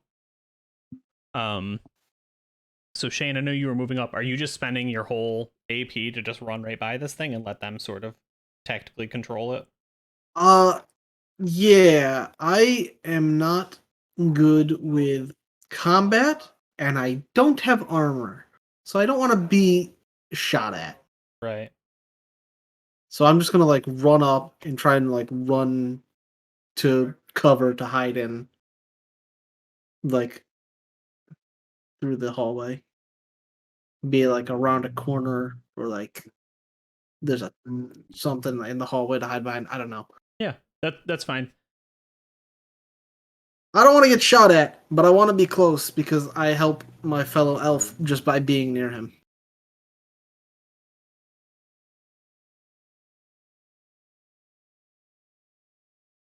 It is tactically superior decision. And then Riley, same question. I mean, I've got a gun, but I have never shot it before. Right. Yeah, I stole this from the equipment room. mint in box. uh, oh man. I think I just want to hide too. I don't want to get shot. Are you following where Shane's going, or are you kind of hanging back? I'm definitely hanging back. I don't think I can outrun a bullet. Yeah, I mean, you do not have to engage with this thing unless you want to move forward. So that's the only risk is you're gonna be here alone if you do not move with them. Okay, well, I'll shakily hold my gun in my hands and be alone. Yeah, yeah. All right. So I think Shane, if you spend all 3 AP, I'm gonna flip a coin, and it might shoot you, but it might shoot them. But you can run down the whole corridor and go through the next door if you want. Are you good with that deal? Or would you prefer to stay with them and let them? I prefer take to the damage? stay with them Okay. on the off chance that through that corridor is another turret. Yeah. Okay. All right, then I'm going Fair. to shoot. It does not appear that this thing takes any extra damage, so I'm going to fire on you 2 again. And then you will have a chance. Ooh. Is a crit one, is that anything special, or is it just matched? But that's a crit success. That's a 2d100.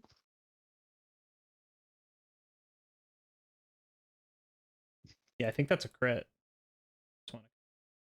Yeah, I just don't remember what it does. Because you had a crit when you had a match success.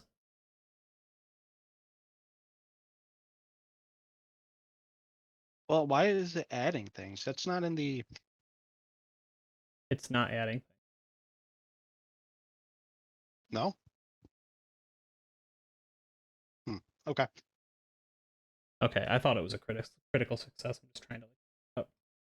Nice. I think if I remember correctly, that just adds an extra d6 to the fury. Now I have to figure out who it is. So, Devin, high or low? Hi. All right. So high, it hits Josh. Low, it hits you. All right, Josh, you're taking the crit. Been nice knowing you, Josh. I'm sorry. Bye, guys. So Devin, you are taking 17, Oof. and Josh, you are taking 18. So actually, not that much different. That's going to put me to seriously wounded.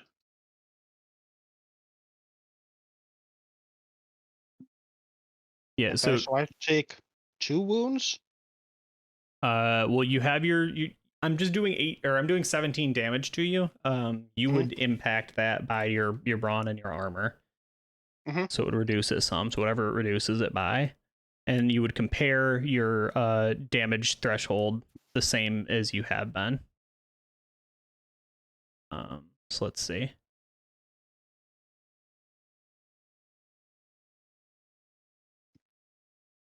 Okay, so Right, because your armor is what, like 3? yeah, Which I think just removes 3 off the top of that, doesn't it? Or does it just add to it? It looks adds to like- each damage threshold layer. yeah. Okay. So well, that makes sense because it doesn't double dip then. Yeah. So yeah, you would move down 2 more stages. So at lightly wounded, you'd go to seriously. Okay, I am. And then Josh, Seriously it sounded wounded? like you did the same thing. Yeah, I'm seriously. Okay. Yeah. So I think this is Um, indicative of it's a little choke point that you just have to move right down and through, and you just advance tactically 2/3 of the way up the hallway, and this thing just fully unloads on you. There's just no cover. Okay. So then because we got there, we got to roll for injury. Do we also roll because we hit moderately and then we also hit seriously? Are we going to roll twice for that or just once because we hit seriously? I believe it is both. It is grim and perilous. Yeah, grim adventuring. Is Are that roll built into this, or is it just something we do on the side? I have to look at the character sheet. I don't see any buttons in here for it. yeah, I'm not seeing a I button. think you for just it either, roll so. 2d6, right? Because if it's a 6, you get an injury. It's for moderately it's 1, and then for seriously it's 2. Okay, so so we it's roll 3 total. We're rolling 3 total. Josh, I would separate those because they are different. Okay. Where I'm trying to find the table in here. Oh, okay. Determine injury. Page 262. Fuck. I take an injury. Yeah, it's on the white Moderate one. injury. Yeah. Moderate wounded. Okay. It's only for the serious? Well, that's not as bad. I got a bad one for the seriously. Okay. Oh. /R. And I rolled a 45. So that means my head gets blown off. Jammed finger. Awesome. You immediately drop whatever you're holding. No. This is bad. The gun. You immediately drop whatever you're holding until you fully recuperated. You must flip the results to fail all melee weapon attacks with your primary hand. Oh, it says melee attacks. I'm good. Nice. Where is that table? 263 of the book. How did I skip it? I don't know. All right, so Are you in the revised edition or the player's handbook? player's handbook. Okay, that's why. Yeah. Sorry. No, because 262 did have the injury information on it, so it made sense. Oh, that's weird. But then this is not here on 263. It goes Yeah. with like fire damage and stuff. We ran Okay. into that before too, because the version I have is different as well. Right. Okay, so Busted kneecap. Until fully recuperated, anytime you fail a skill test that relies on brawn or agility, you suffer 2d10 plus 2 physical peril. Good thing I am lazy. So Still not good though. okay, so I dropped my laser rifle.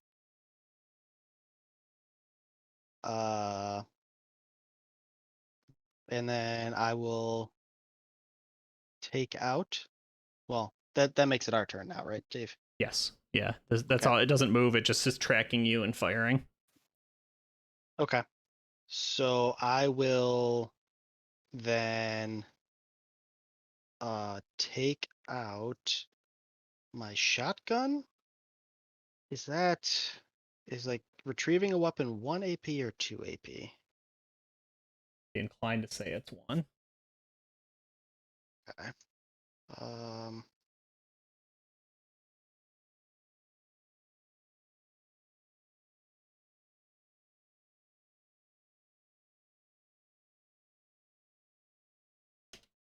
Okay. So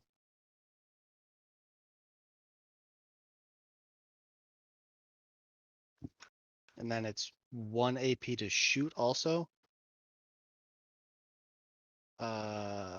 Yes. Okay. So I'm going to spend all 3 of my standard AP to withdraw out my shotgun and then shoot said shotgun with my extra oomph that it does. Okay. Um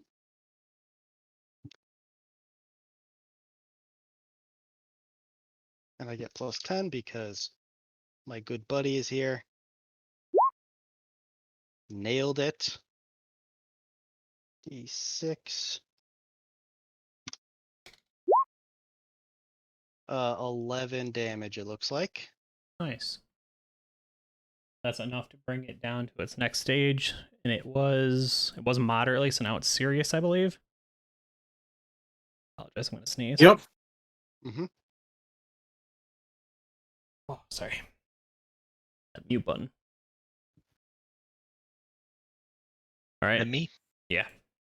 Cool. I'm gonna shoot another magic missile at it. Okay. Oof, it beefed it. You beefed it. Okay. Yeah. It also didn't incorporate the -10, so it's even worse than it looks. So you haven't used any channeling yet. If that's a thing you want to do the next time, keep it in mind, because you can open yourself up to all the possibilities of the universe at the risk of danger. Yeah, I thought it was automatic, but let me look at that. Yeah. I'm just gonna put a pin in this too. When you take an injury, there is some peril as well, as opposed to the damage track. The peril track happens when you get injured. I don't want to do it quite yet. We'll hit it at the end, but it's something we gotta hit. Okay. Okay, so it's still up. It is still operational, which is very bad for you all because now it's going to start blasting you. However, so you spent an AP to dodge. You both spent an AP to attack. Josh, I think it's only 1 AP to cast, right? Because you didn't channel. I think so. Did you want to Yeah. continue moving? It's not enough. You would not have enough to get to where you're going, but if you wanted to spend 1 AP to move and get back out of here, I'd be fine with that. You would lose any progress you made so far, but I was also wondering, can I mess with the control panel more to see if I can do something to the security systems? yeah, you can try and get over there and fiddle with it. All right, yeah. This is me being like, hey, this thing is kicking your ass right now. So it's like if you just stay in full view of it. Yeah. I'm worried, especially with the busted kneecap, I'm not going to be able to actually like run past it and not just make myself an even better target and get shredded. But So you want to keep I'll going roll the them distance? dice. Yeah, I'll shuffle forward as much as I can. Okay, so you don't want to back off and hide. You want to just try and get to the other door. Yeah. Okay. If nothing else, it gives my buddy a fighting chance. Okay, and then Devin, same thing. What was your plan? I've spent all my AP. Oh, okay. Oh, because you had to draw. Mm-hmm. Yeah. Okay. I was really banking on destroying that thing this turn. Yeah, and then Shane, what were you doing? Shane, please shoot at it. I will shoot at it with my gun and miss. Well, let's hope you hit Don't speak that because into existence. it might drop somebody if you don't. Look, I missed. Blow the horn. Well, so yeah, there's not a horn, but there are fate points if you wish to spend a fate point to roll. Yeah, both. Oh, Josh, you could roll a fate point and re-roll. Ooh. Is it too late for me to do that? Yes, Shit. Damn. Shane can. I will spend a fate point to try and save Here's a 1. some injury. Yeah. Okay. So go ahead and reroll. Get it? I would, but I lost where the thing is. There it is. It's better, but still not good enough. Goodness. Okay. Does it give us any kind of a size bonus or anything? If anything, it'd be negative. I know. Okay. Trying to eke out an extra +10. So That's still not enough. well, does does he get it from you? No, that's Devin? my racial trait. Yeah, his racial bonus for being an elf is he gets a +10 to attack combat. Yeah. My racial bonus for being an elf is I got dark vision. Oh, okay. That dark vision's really saving you. Yeah. Look, I can see in the dark. You can As see if- us getting shredded. Okay. Yeah. So Riley, go ahead and do your education. So you'll notice when you did this last time, I told you it was there, but I did not mention any controls of this subsystem. So this is your chance right here. Okay. So this is Just, this is difficult. This is -20. -20. All right. Yeah. Clicked on it. Where'd it go? Oh, here we go. -20. Oh, for the love again. Oh shit! Wow! Riley. Wow! Mwah. Chef kiss. This is all I'm good for, guys. So yeah, so talk to me about your computer elite hacksaw skills. Were you like a gamer before, when you were doing nothing? I mean, yeah, that's like essentially his forte is being in the shadows all by himself, people watching, but like just in the corner, either reading books or on the computer, Okay. like just learning dumb, useless information. Okay, cool. So the situation here is that obviously the machine guns were at one time part of the same system that's running everything, but someone has taken them basically out, right, and made them their own thing. So you can control the security cameras, they don't care about that, right? And you can open the shipping lanes and press the button, make the machine go burr, but you can't normally turn the guns on or off or anything, right? Because Josh did the same thing. He was trying to get information about like their targeting specs. They're not in there. Someone specifically, probably the person who lives here that you're trying to kill, right? Took control of them to bend them to their own purposes. So I'm gonna say with that check, because I made it pretty hard, you are able to get this done. You get into the subroutine, right? You open up the old files and you're able to brick them and just shut them down temporarily. So right as this thing begins spinning up again to literally destroy your party members, do you want to shut it off? Yeah, I'll get with a fair share of aimbots in my time. Okay. Yeah, so down it goes. Not permanently, but before everyone is killed this Yeah. time. Do you say anything?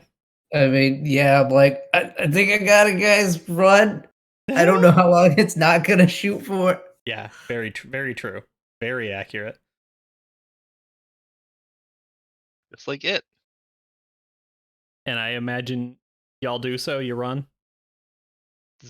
Best as I can. Yeah. So you limp forward. Assist with your running because you are injured in the leg. Carry me. Yep. Okay. So you limp forwards. Now at that, Dax, are you comfortable with moving with them, Yeah. or do you stay here to monitor, be the spider in the machine? I'm gonna pick up my laser rifle before I leave. Yeah, sounds good. No, I'll run with him. Okay. So everyone hustles it down, and because you were able to get into that system the first time, this door is also unlocked. So you move from control into admin, which was funny when you were saying admin was the password, because I was like, oh, it should be the password. That would be really funny. If they specifically say they're trying admin, I'll let it work. But nobody actually said it. You just made the joke. So the door opens up into admin, which is basically just like, for my purposes, I would say it's probably server racking, right? Like a little bit better control over like the machine, the system at large. You could correct its orientation if you wanted. You could turn the floodlights back on. This is the difference between the control room for the shipping area and the actual control room, right? This is where you would literally fly the Rock 10 like Space Hulk, basically. And granted, it's not in great condition, but if you wanted to do things with it, you could. So you're in that room now. It is dimly lit with just the whir of many fans, right? And then towering sort of complex computer pylons and sweet space Gothic architecture. Is there something nearby, like I say near, like a sun or something we can put this thing on a course into? You want to jump into the sun? Collision course straight for the sun. Yeah, so we get it going towards that, and we either wait here and ambush whoever comes to fix it, or when it gets close enough, we just abandon and the whole base gets blown up. And then we are successful. I mean, I'm going to turn that onto the party. So what's his face here? Hold on. Harkon? Yep. Harkon just passively suggests launching the ship into the sun. What does everyone else have to say? Remembering, of course, that you can't escape right now. Your ship is damaged. I can barely escape anyway. We broke our ship on an entry, so until we get another ship, no. Yeah. After we get another ship, we'll talk about it. We've been brought back to life once. Yeah, but I will. He had our bodies that time. I will give him a flat look. I doubt it will happen a second time. All right, carry me to that. Carry me to the next room then. I will. I think it's I will look hilarious. I just need the party to agree, because you could do it. It would just take some time, right? Like, there's not just a button that says jump to the sun like there is in Outer Worlds. Is there really? Yeah. Yeah, one of the the first ending you can get is to just kill everyone by launching the colony ship into the sun. I actually haven't played it yet. It's amazing. It's right up there with launching the ghouls to the moon. It's a joke ending for the game, but it's great because you just can totally do it. Yeah, you can.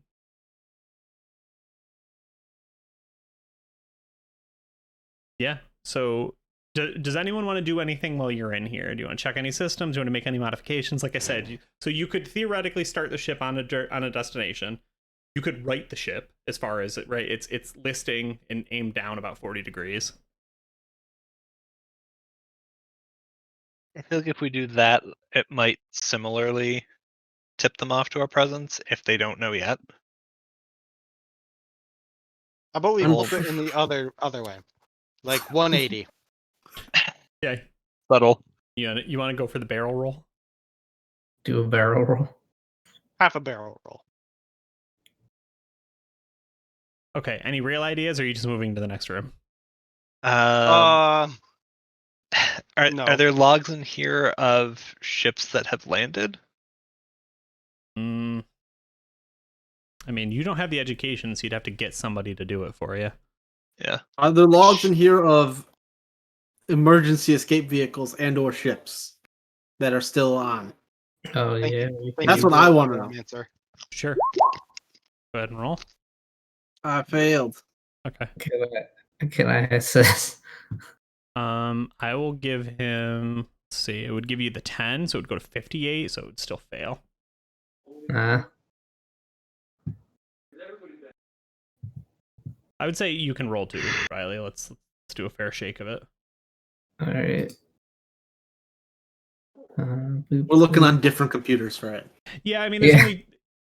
It's not this. Nailed it. It's not the situation that like you'd get yourself with D&D, right? Where like 6 people roll perception. You know what I mean? Like only 2 of you can even try. So I'm kind of fine with it. And then I also ascribe to like change the situation in some way. Like you can't just roll until you succeed. Like you need to tell me what you're doing different. But like this is the room to try many computers. Like I'm okay with it. So the question was, are there any other ships, right? Like escape pods and stuff, right? Yeah. Escape pods or ships that didn't crash and break. Yeah. There are still 3 escape pods that have not been launched. And when I say that, they're not for individual people, right? This is like a massive thing. So they're like escape, tubes, inner tubes. So they hold some amount of people. We will say for our purposes, they hold 6 people. And there is also there is a log as you're kind of digging through this. There is a ship staged in the material wing. And it is what I can only describe as a live specimen transport. They put the lizards in there. They can launch them into the sun. No, we're Oh, gonna we- launch them into the sun. Hmm. Special How about forces. we steal that ship? We keep the live specimen transport. We take that one and we just immediately launch the emergency escapes right now, so no one can emergency escape as we send this thing into the sun. Is feel that like what there might be- Getting to that ship means dealing with the giant lizard somehow. I'm not sure I'm super into that. What if we have, say, Devin, what's your character's name? My name is Rayvon. Okay, what if we have Rayfon and maybe one of the other two, like, pathfind a way to the escape pods, jettison 2 of them, we get the thing on its course, and the rest of the group meets up and we take the last escape pod. That works too. That's fine. Okay, so from here, you want to try overriding the system and launching 2 escape pods. That's actually smarter than what I was thinking. I was saying I have 2 people go and like physically launch them, and then we know the path is at least somewhat clear. Yeah, well, that's definitely easier. It's hard to do it remotely because they're escape pods. Yeah. But I don't, like you're in the room to control everything. I don't think it's fair to not give you a shot at it. But yeah, if you don't succeed, I will tell you no. You can try it. Worst case, we just go get the escape Yeah, pods and remotely do it. Exactly. Okay, so I want to, before we do our escape pod plan, look through the computers for any information on the other people who were on the huddle. Oh, look at you! Thing. Look at you being You know, smart. So we don't just destroy all our clues. Yeah, I feel like you're remembering a certain thing I wrote down in my GM prep, aren't you? No, it's okay. It's okay. I'm glad you thought of it because I have branching paths for every mission, and one of them is if the party does not do any fucking research. Nah, you know us. Yeah, well, I mean, look, the first plan you had, literally, the first actual plan, you're like, okay, how are you going to solve the mission at large? Was jump it directly into the sun. I'm sorry, work smart, not hard. It's like the ultimate burn it down. Like poison the water hole on the way out too. Yeah, exactly. All right, Shane. So you have 2 things, and there's 2 people who are training computers. So pick which of you is going to do research on other people, and pick which of you is going to try and launch escape pods. I want to do the research on other people because I was the one who had the big brain plan of find them. Okay. Well, unfortunately for you, that's the harder one. That's fine. All right, so it's minus 20. Listen, I failed like 3 times in a row. Yeah, I'm bound to succeed You this time. failed everything else. So. Oh, fuck no. All right, do you want to fate point it? Yeah. Yes. Okay. Minus 20. I still failed. Okay. Wow. The reason you fail, you're searching everything, you're doing just, quick effective searches. It is in the same subroutine folder that the machine gun systems are, right? That leads you to believe that somewhere someone has a private, like, intranet computer, right, storing these files. So you're not prevented from ever doing it again, but you are not able to access it from, right, like from any other device. You have to have the exact device. Does that make sense? Yeah. Okay. Well, I gotta find their laptop and steal it. Yeah, exactly. That's what I'm getting out of this. Yeah. Yes. Okay, Riley, do you want to launch 2 of the 3 escape pods right now? I mean, Or I mean, you can check with your party, right? This is not a just you decision, yeah, but does the party yeah. wish to do it, and Riley will be the one rolling if they do.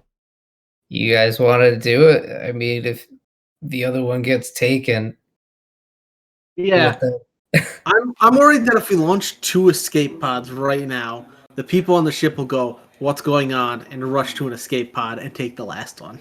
Oh, come on, would I do that to you? Yes. It's grim Yeah. and perilous. That was actually my plan, yes. I am muted. I think they're more likely to try and figure out what's happening than just it just doesn't add up to me that there's like a PA that says, "Oh, 2 escape pods have been launched, but 1 hasn't. If you want to get there," like either there's some kind of a general alarm, or it'll just say, "Oh, escape pods have been launched," and they'll be like, "Oh shit, what happened?" I feel like it's a better idea to deal with it as we're physically there. Yeah, also, what if, like, we launch 2 of them and then the third one just can't be launched? It's broken. It's grim and And that's going to perilous. get us either way. Then what if we? But at least if we're down there, we'll be able to check it. Yeah, okay. So you want to go there. You'd rather go there than launch him from here. Yeah. Okay. Yeah. All right. So Yep. your limited understanding based on your security cameras that you've looked at and everything says you're in admin. There's a hallway that leads you to the lab. It looks like you could probably bypass the lab and just go straight into where there's a big area that I labeled on the map just as catch-all, which is not great in the sense of understanding how the ship is laid out, but it's great in the I will inevitably forget to include something and I need it to be somewhere, right? So there is a space for escape pods. So you have to bypass the lab or go through the lab to get to the escape pods. That's where you are next. Yeah, admin leads into a hallway. Hallway either goes into lab or passes the lab and then leads into where the escape pods are. I would We say go could- through lab because that's probably where the laptop with the information is. Yeah. That's where the most people are. It would make the most sense. Okay. I mean, we're looking for the people. Okay. Everybody's in agreement. Yes. Back Yep. through admin, hallway, lab. Okay, cool. Well, it's a touch earlier than I was thinking. I want to hit our second break. It'll be our last break. We're gonna come back and play the mission to completion. I do have a bit of a hard stop at about 6:15 if we can't close it out right by 6. The plan was go 3 hours. We took a couple minutes to get started. But either way, if we inevitably need to, I will just we will. Okay, you get it, right? Like we're 6 sessions to win. All right, so I will drop our BRB one more time. We'll do a quick 5 again, and we'll be back to finish it off.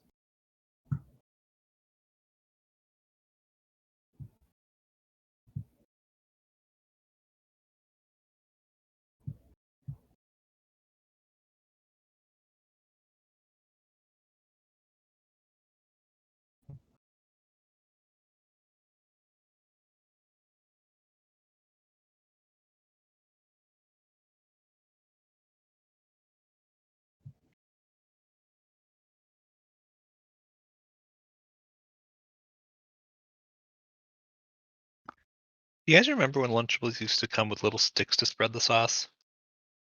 Yeah. Yes. What's the question? When Lunchables used to come with the little sticks to spread the sauce?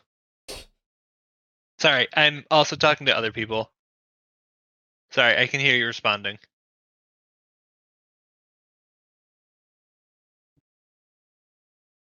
Who are you talking to now, Josh? Wait, what's happening? Sorry, my wife is in the other room and also heard me. Oh, And so she was also saying she remembers them. So who was the intended target of that conversation? Both. We got 40 minutes. I You can just- you can make it. Put the Lunchable aside. the pizza ones are the best ones. Well, I assume That's that's what he's what I'm eating thinking. if he's spreading sauce. Yeah. Yeah. It's the only ones. He could spread the nacho sauce on his Okay. Yeah. God, nachos. All right. stop. So we're going down the hallway. We're going into the lab. Yes. Yes. Yeah. Okay.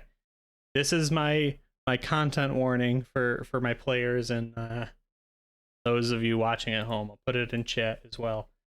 So the point of this game are these people who are neither heroes nor villains, but just victims of a situation, brought back by a devil. What are they willing to do to live, right? To stay alive? What lines will they cross? Basically, like, you know, if you take enough rides with the devil, do you truly become bad? Literally anything and cross any lines. Yeah. Well, Gosh, you should take the thing off your camera. well, he's eating because he can't follow rules. I'm in the kitchen microwaving these. They froze in the kitchen, or like in the back of the fridge. So the crusts are like way too hard to eat on their own. First world problems. Basically.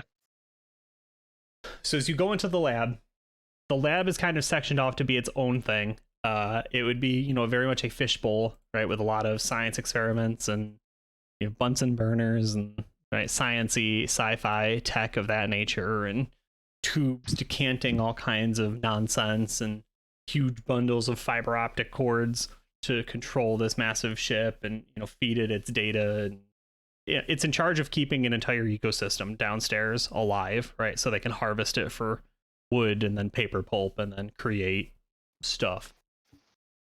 For our purposes, there are, what did I say, 7 people in this room? 7 or 8? You said 8. I thought it was 3 in the lab. In the No, it's lab, 3 in material, 8 in lab. Yeah. 8 in the Yeah. lab. So Okay. there are 7 children and an old woman in the lab. What would you do if you saw a child right in front of you? The children are all pressed up into a corner, several of them clutching, like some makeshift little doll made out of, like spun and bundled wires, right? One of them's holding like a ball or something. And, the woman is kind of in front of all of them and she's sort of holding them back.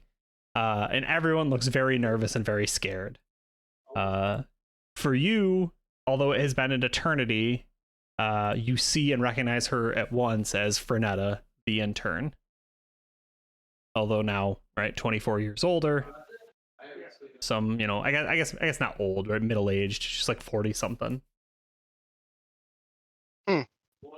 Do the children resemble her? No, it's a complete menagerie. Okay. I will look at her. Hmm. Did Fernetta have a last name that we are aware of? No. Okay. I Like will look at her Cher. and say, Fernetta, do you remember us? Yeah, and so you haven't gone into the lab yet. So she's just looking at you. She sees you say something. She's just looking at you. Oh, she can't hear me? No, Go- the Do you, lab is outside sealed. Oh, I thought we had entered the lab. No, you're up to it. It's a fishbowl, so you could see it before you can interact with it. Gotcha. All Is right. it Well, in that case, I will look around. Are we in like a control room? You're just in a hallway looking into the lab. I'll like not wave like a hello wave, but wave like, hey, we need help. Like, and then point towards the door or something like, and mouth like, please let us in. Yeah, she doesn't move. All right, let's blow it open. That worked well enough last time. When I enter So- admin, Before we try and blow it open, is the door locked? Did we check that? yeah, I assume it probably is. If It she's is now. cowering. try to open the door. These are not to scale, right? But like if you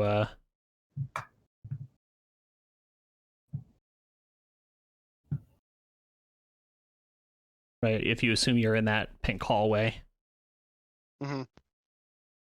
right, and you're just right, and there's a door.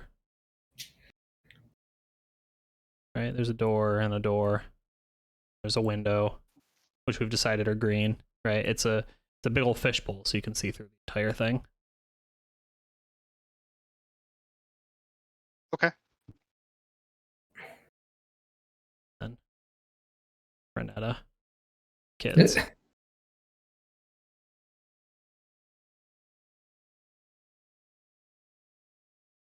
If we're all congregated at this one, I'll move to this one. Okay. Why are they huddled in this room? Is it because of us? Yeah, almost like we crashed into their ship and Are there any- hacked their turrets. What's that? Uh, I heard a couple Josh, questions. you go first. I was just saying they're obviously hiding from the Tyrannosaurus.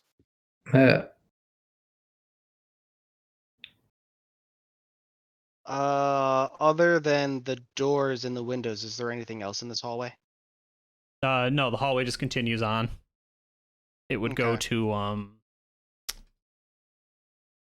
among other things, it would head towards the escape pods. Okay. So it doesn't. If it doesn't end here, I will also keep an eye down that way. Sure. Yeah. The doors are locked, but since you have been able to hack into the system, you can get in there. You can unlock the doors if you would like. I would like to unlock the door farthest from her, and just walk through that one. Do you unlock the other ones? Because there's a different one that Josh's character's in front of. Yeah, Okay. I might as well. Okay, so all the doors are unlocked. But- Do all of them open? No, I'm only opening the one I'm going into. Be like the farthest point away. As such, the least intimidating, but also like Josh's character's over by the other door. And they saw him walk over there. So they're not gonna like run out. Okay, yeah, so you open yours, you go in. Does anyone else go in? I'll go in. All right, so everyone starts filing in, and she's like, "You can take anything you want here. We're just trying to survive." We'll take the kids and your life. Says, Whoa! please. Yeah. There's nowhere else for them. No, they'll come with us. I take care of them. Cook.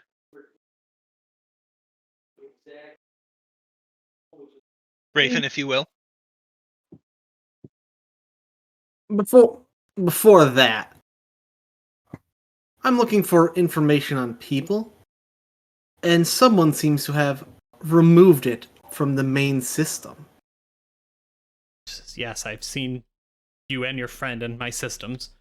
I hoped the machine guns would keep you away. If you will spare me my life, yes, I will tell you whatever you need.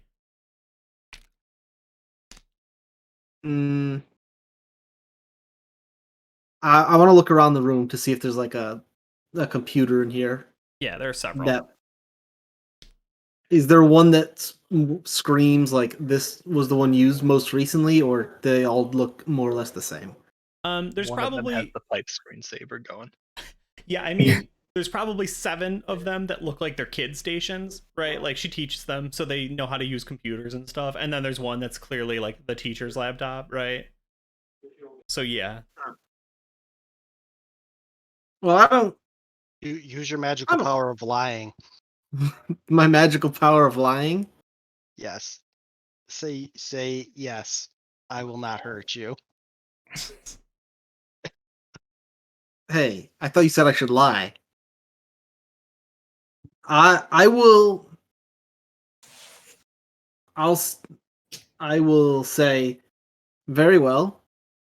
I will not hurt you if you give me the information. Says, well, I was kind of hoping that would extend to everyone in your party. I cannot control them. Give control of your friends. She says, who are you looking for? I will be helpful, but please, they have nowhere else to go. They've been abandoned by the system on broken down ships. I take care of everyone I can take care of. We're not hurting anyone here. I take out my sweet tablet Yeah. and read off the list of the names Sure. of the people I'm looking for. Yeah, so she narrows her eyes. She says, why are you asking about this?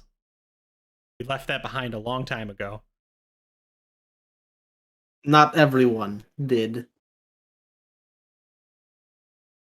She says, I know Dolph Blute. I've been in contact with him. He helped me get the system downstairs under control. He helped me make a deal with Sir Petroglyph.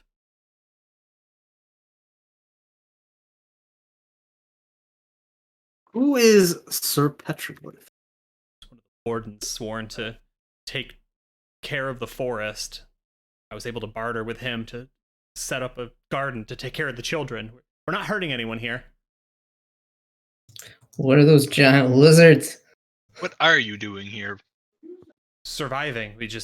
These kids have no home. Some of them are sick. All of them are orphans. I was sent away. What's that? How did you and them wind up here? I was gently encouraged by Zydao to make myself scarce. And, well, I have a lot to make up for. I have a lot to repent for. This is my way of doing that. Taking care of those who cannot take care of themselves.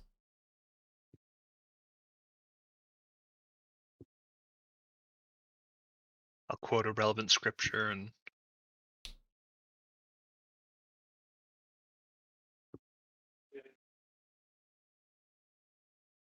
And I'm trying to get like what's special about these kids? They're And I guess I could just ask it that bluntly. well, yeah, she answered. She said some of them are sick. They're all orphans. They're just kids that the system doesn't care about. Oh. So, Shane, have you gone up to that computer? She's not stopping Yeah. you, obviously. Yeah, I'm gonna go up to the computer. If it's unlocked, just like copy all the data. Okay. Yeah, I think she'll tell you the password. It's probably something like what's the word? Oh. No, it'd be so, because she's trying to live her life in such a way that she's making up for amends, right? So it's like yeah, so it'd be like, I don't know, Live, laugh, love. no, nothing that cringy.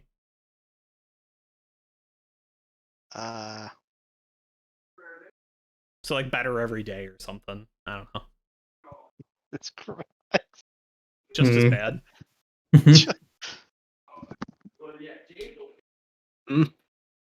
Yeah, so I scowl at the password.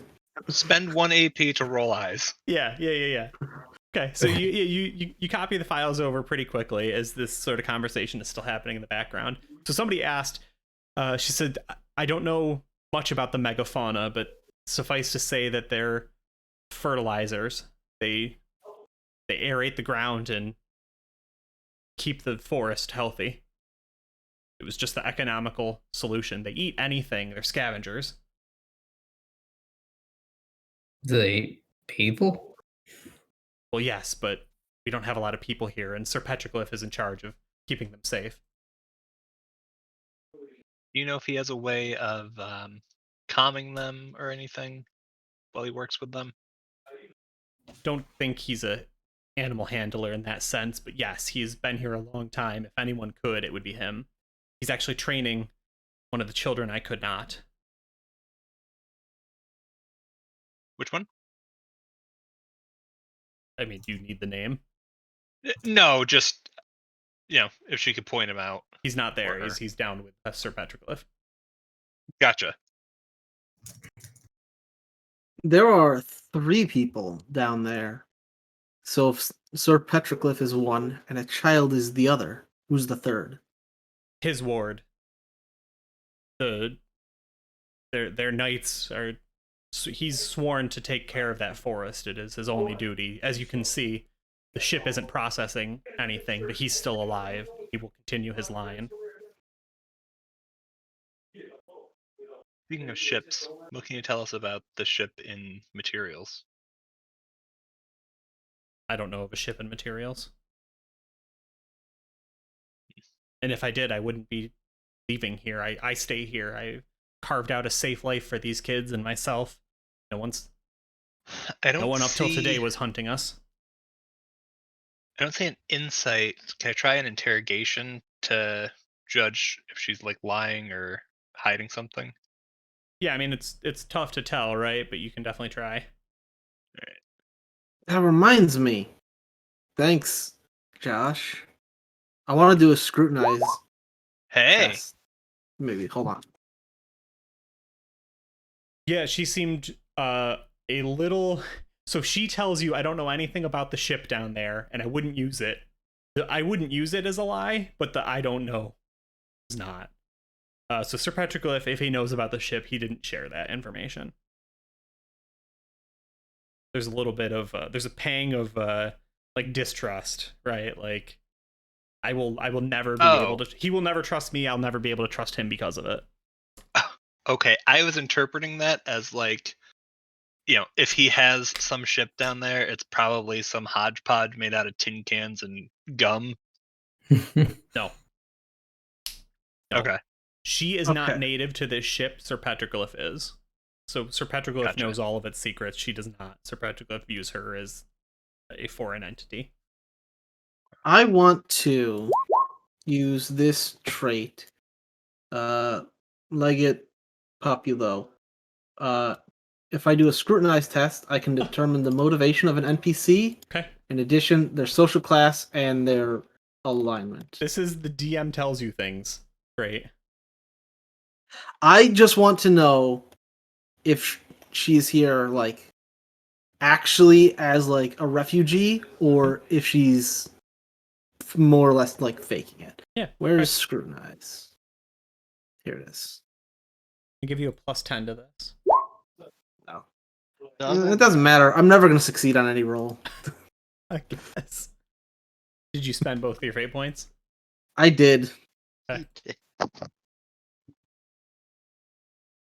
don't know if fate points can be spent by other give him people, one can to they? spend? Yeah, I was just gonna.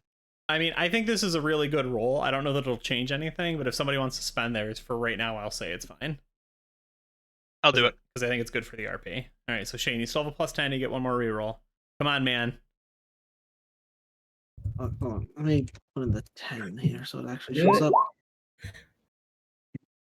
Nope. As I said, never will succeed. Just Can so we close. spend a fate point to add a D10? Or subtract. I think that we have Yeah. you are gonna have to make this decision without me telling you what to do. That's balls. Yeah. So she says, please, if there's a ship down there, I won't stop you from trying to take it from Sir Petroglyph, but I will warn you, he is very skilled. I have only bartered my way into peace here. I will not try and stop you, but I cannot help. I'm here trying to take care of these kids and just stay out of Zidow's way. They were very clear that I don't exist anymore. Are the kids like? How are they acting around her? Are they like clutching towards her for safety? Basically, is she actually taking care of them, or that's what I'm trying to gauge? Yeah, there's a mix of interest in other people, right? Like, because of course there is. They've the other than them, right? First people that they've ever met, basically. They are cautiously excited. Yeah, they're cautiously excited, but they're definitely nervous. Some of them are more afraid than others. All of them are at least some afraid. And yeah, like they're not fighting to get by her. They're not like begging you to save them, right? They're just in like one of you's a fucking frog, one of you's gold. And like there's a mix, right? Because there's like, I don't know, space dwarves and space elves or whatever the fuck. There's a whole mix of people. Like these are very clearly not her kids in any way, shape, or form. Anything going on in the hallway? Nah, safe. Okay, good. Sir Petroglyph doesn't come up here. He has no reason to. I want to do a side huddle with the team. Pretty much just be like, I'm in the hallway, so if you Oh. want to do that, I'm in the hallway. Yeah, I mean, Alright. it keeps you away from her if you want. You're like, don't move. yeah. It's like, so why don't we just kill her, take the kids, launch to the escape pods, and then we're done. That's what we needed to do, right? I will ask like what the deal is with her and the kids.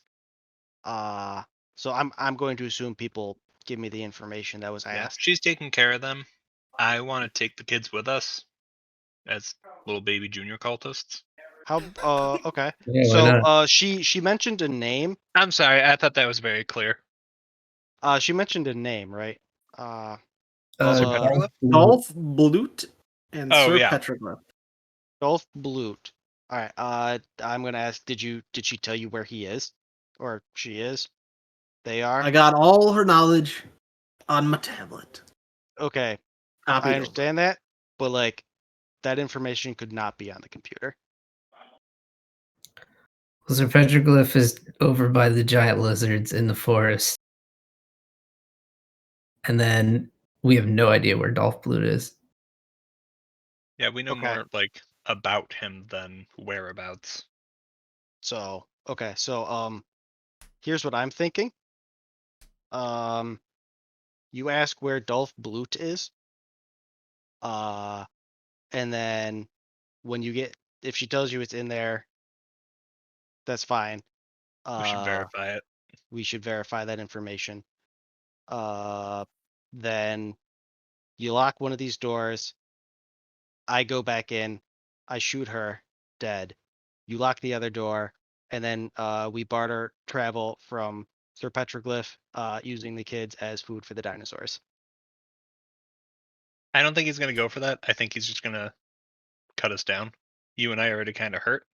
I Yeah, think we get the kids out of there, escape pod. just execute her, go to the escape pods. We can go back and crash this thing into the sun if we want, but I don't think that's necessary if we put one between our eyes. Or however you want to do it. I'm not gonna tell the artist how to do his art.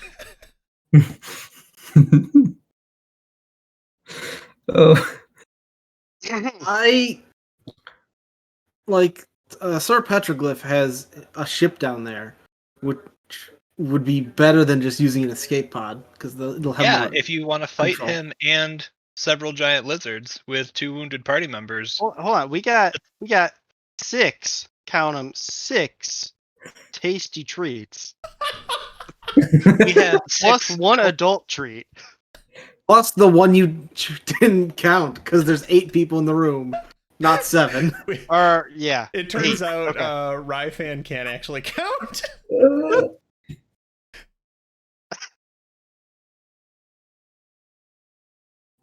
Rangefinder on his gun is just decoration. I don't know. Just a party hat. Use it as a kill counter, so it's actually been cranked up to 10 the entire time. I slowly Here. pop my head into the room and Yeah. I ask her, "Do you know where Dolph Blut is?" Says, not exactly, but if you needed him, I could work to get better information. He helped me. He helped me help Sir Petroglyph, and that's the reason I'm allowed to be here. Work with who to get this information? Petroglyph? No, I Sure. mean I would send him another message. Ah, Dolph, do you? I don't know how much you know about the mushrooms. Oh, son of a bitch. It's the fucking mushroom guy. Mhm. I, in a former life, swore allegiance to them. I'm familiar. Let me go ahead and clip that. There's not an ounce of lie in that. Yeah. She says Dolph Blut is more eccentric than most, but yes, I can get you him. Yes, please. You're welcome to stay here. We don't have much. And you look at the kids, like they're hungry. They're not starving, but they're hungry. We don't have much, but I'll be happy to share. Please just let me get you some answers and everything will be okay. I promise. I won't stop you.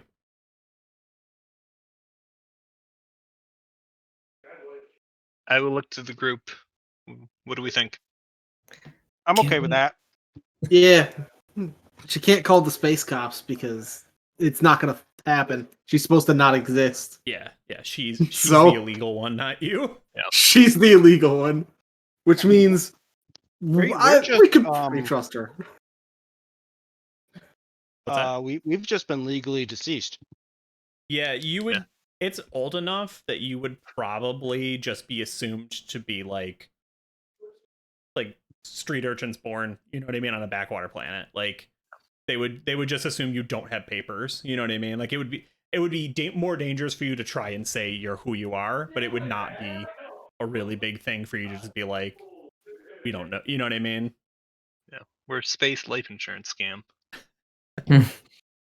Okay, so it is exactly 6. I have a hard cut off in 15 minutes. What information do you want? Because y'all are in control of the situation. Do you want to cut to like a day later when you've gotten a message from Dolph Blut? Do you not care and you're just going to shoot her? I think we should have her set up a meeting so Yeah, that we can get him in a place where we want to meet up with him after we kill her and steal the children in the escape pod. Whoa. I'm not bringing along 6 children, okay? I mean, snacks. I don't know. No, they're not snacks.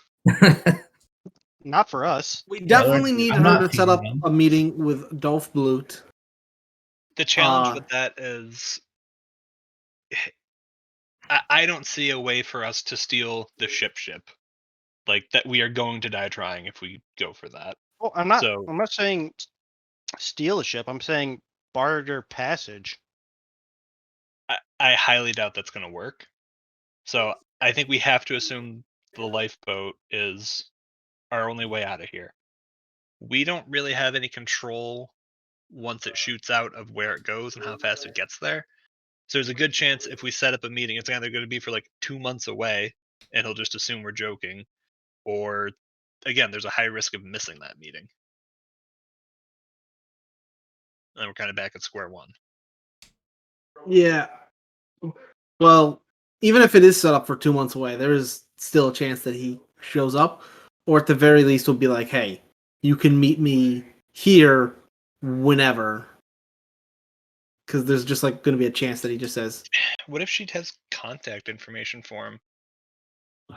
I have her emails. I His can see his space email phone address. Yeah. I can see his space email.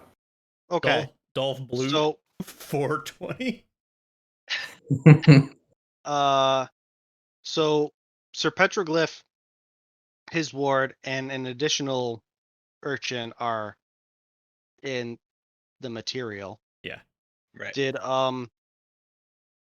you ask why that kid is getting trained? No, doesn't matter. I mean, she It's told to- you, but Yeah, to take care of the things. Because she wasn't capable of like taking care of the kid. He was just a problem child. Oh, okay. All right.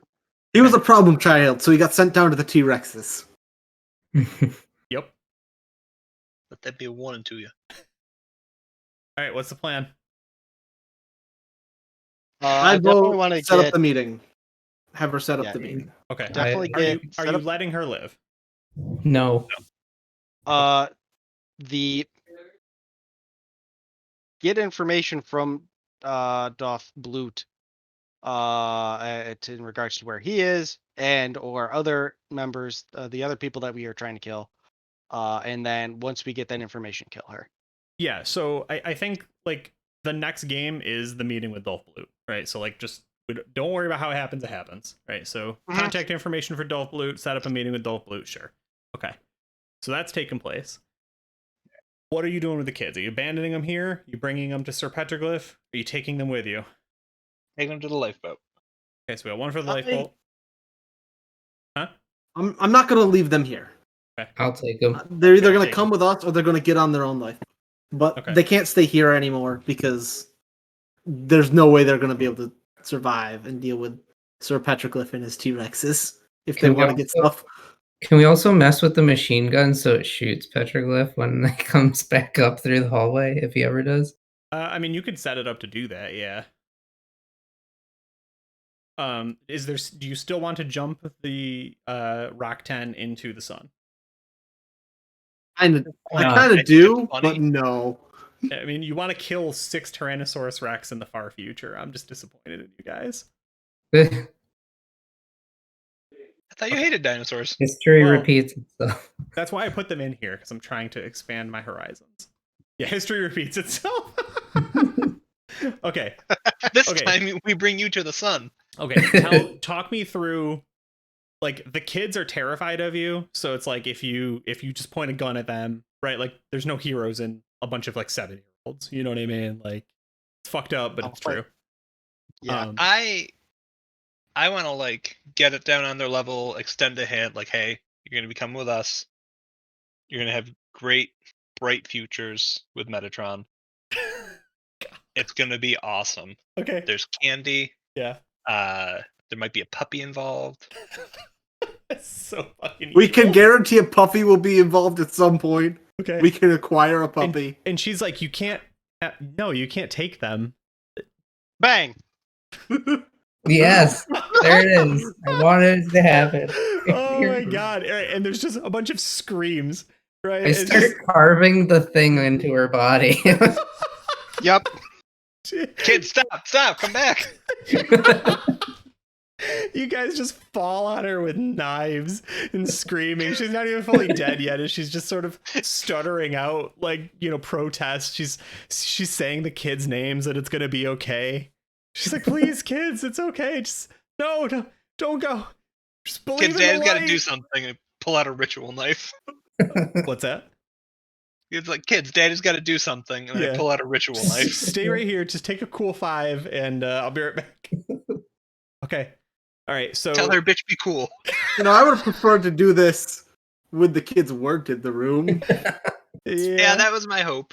But Yeah. They gotta learn. Okay, I'm not going so to tell the Astro Templar how to do his job. all right, so Dax, law or chaos? Oh, chaos. Chaos. So yeah, are you giving the body over to Metatron or are you sending it onward in life? Okay, so giving it to Metatron. Yeah, I'm giving it to Metatron. Devin, I apologize, I forgot your character's name. Rifon. Rayfon, law or chaos? Chaos. I wanted to feed them to some Tyrannosauruses. Not the kids, the Oh, woman. oh, the woman. Yeah. Oh, well, it's still chaos. Still chaos. It's not changing. Yeah. Okay. Shane, I forgot your character's name as well. I apologize. I'm Deca. Deca. Okay, so we have Dax and Deca. Yeah, Okay. really good. We have two names that are so close. Yeah. I'm gonna go with chaos, but also I didn't want to do it in front of the children. Yeah, I mean they ran, dude. Like they ran. Like they're stuck. You guys locked the door. Like again, we're just finishing up the episode, right? So like you locked them in the hallway. They're just cowering in the hallway, afraid of everything. And okay, so chaos, 3 chaos. Technically it doesn't matter. But Josh, what does Is Park. law implied to be good? Law is basically not Metatron, right? Chaos. You really shouldn't. If you really wanted to be good, you shouldn't kill her at all. You know what I mean? But it's like technically you can kill her and not give her body and soul up to Metatron. That's fair. You can just I like was thinking. Huh? I was thinking law in the sense like I want to establish and like get these kids raised up in the church and everything, Sure. but chaos in the sense that no, she's going to Metatron. Yeah. Okay. So yeah, she is killed. Right, her body just starts to like burn and boil away, and just gone, and all that's left is just this bloody smear of like the weird ritual, in carvings burned onto the floor, where you dropped her. Yeah, y'all are definitely the baddies. Just for the sake of time and efficiency, we'll figure out exactly what happened to the kids and where and how you got off the ship at some other point, because I'm gonna have to run, right? But the next episode picks up with you on the chase for Dolph Blut, so you don't miss out on anything, you didn't lose on anything, right? It's just Here's what happens. I call my agent of chaos and go pick up these fucking kids. right. Yeah. I mean, I think the only point of contention is Devin wants to feed them to the Tyrannosaurus Rex, and everyone else wants to convert them into cultists. I'm not letting him feed. Same. Why am I the bad guy here? We are all the bad guys. You were just the worst guy. Yeah. If we'd had a little more time, technically the lifeboats only fit 6, so I was going to try and make you pick the kids, but I'm not worried about it. Just have you get picked up. What's that? Who's biggest? Yeah, exactly. I was going to be a real monster. But okay. The last and final thing, technically at the end of the game, you're supposed to tally all of the law, or I think they're order and chaos points. Y'all are fucking monsters. So just go ahead and just fill in 1 dot for your chaos ranks. Give me that rank, baby. Yeah, you earned it. You definitely earned it. Just a single one? I would say there's probably one more floating around in the party. Who is the most awful tonight? Sorry, you cut out there. Who is the most awful tonight? Devin. I feel like it's I me. vote Devin. Okay. Josh, you is that fair? Yeah. Okay, Devin, you get 2. Everybody else gets 1. Well, Alright. I mean, it makes sense. My chaos alignment is cruelty. Just saying. Okay. And then we'll do an MVP award. Who is the most valuable character tonight? I'm gonna go with Riley with making all those education tests. I'm gonna go with good old Dexter for being able to actually interact with the machines. Just being able to roll under a 70 on a T100. Oh boy, kept y'all from dying. Yeah. Okay. So we have 6 episodes to do a lot of different things. I'm not sure if the MVP award is going to go to preferential gear treatment or if we'll just speed up the leveling process a little bit. But Riley, just go ahead and just denote somewhere, and I'll write it down as well. So Devin, the Alright. Evil Award, and Riley, the MVP award.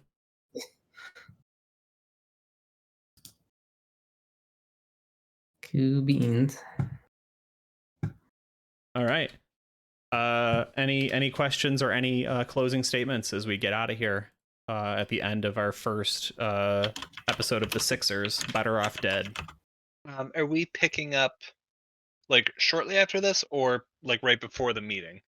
We'll do the same narrative thing where you can establish a little bit, but like we have 3 hours to solve everything with Dolph Blute, so like it'll be pretty quick.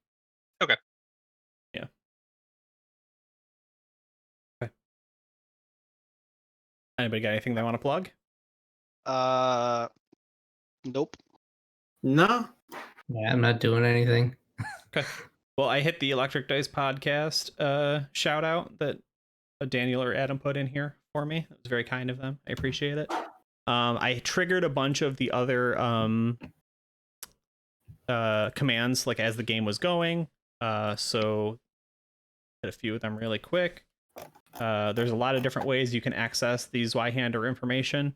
If you want to buy the books, if you want to run a game on this channel, if you want to just be part of the community, right? Join the Discord, send a message. If you want to see more videos, you can watch the YouTube. If you want to support them, they have a Patreon. Like I said, I'm here because I asked if I could run a game on the channel. You can too, if you're watching and want to run a game. Both Daniel and Adam are extremely friendly, and they want this channel to have more games for more people. Cool. So first off, thank you all so much for taking some time out of your day and playing this game with me. I honestly, so the idea was make Frenetta a bad person doing a really good thing right now in an attempt to make it difficult for the party to kill her. And damn, you didn't even slow down. Not even a speed bump. Not even a speed bump. That was I'm glad you didn't jump the thing into the sun. I am mad at you that you didn't go down and see the dinosaurs I put in just for you. I thought it was hilarious. Giant T-Rexes as fertilizers, like chicken shit. I was waffling about it before I got injured. Yeah, no, I get it. I get it. The machine gun actually did work. Yeah. Yeah. I wrote 2 paths to get to the ship. It was either docking bay, hallway, cafeteria, shop floor, material, right? And then to go over to the lab, or docking bay, control, admin, lab. So you went the fast route, which was a little more deadly, right? Sir Petroglyph is actually a total bro. Like, as long as you don't try and kill the Tyrannosaurus Rexes or harvest any of the forest, he does not care. And he would tell you all about Frenetta and what she was doing. What was she doing? Living here with a couple orphans that had no home. Yeah. Okay. She's running an orphanage, obviously. Yes. Yeah, she's a good person. Space orphanage in the middle of nowhere. She's a good person now. In my head, I think that she was part of the shitty like experiments that were happening on the puddle jumper initially, and that was the whole idea, right? Like a person who was lucky enough to survive has survivor's guilt, and it is trying to make it up. You know what I mean? So, all right. Well, we relieved her of that. You certainly did. Thank you all so much for playing. Chat, thank you so much for hanging out. A special shout out to JNove36 for some of the rules questions. I really appreciate that. I tried to brush up. We did a couple, we did a little combat beforehand to make sure that we at least had some understanding of the game, make sure we weren't flubbing it too hard, but I definitely run more of an RP than a rules heavy game. So sometimes we miss some things, so it was nice to have that extra information to make sure we were doing it right. Okay, I think we're gonna get out of here. Cool. Yeah. All right. Bye. Bye everybody. See ya, everybody. Thank Hey, you. guys.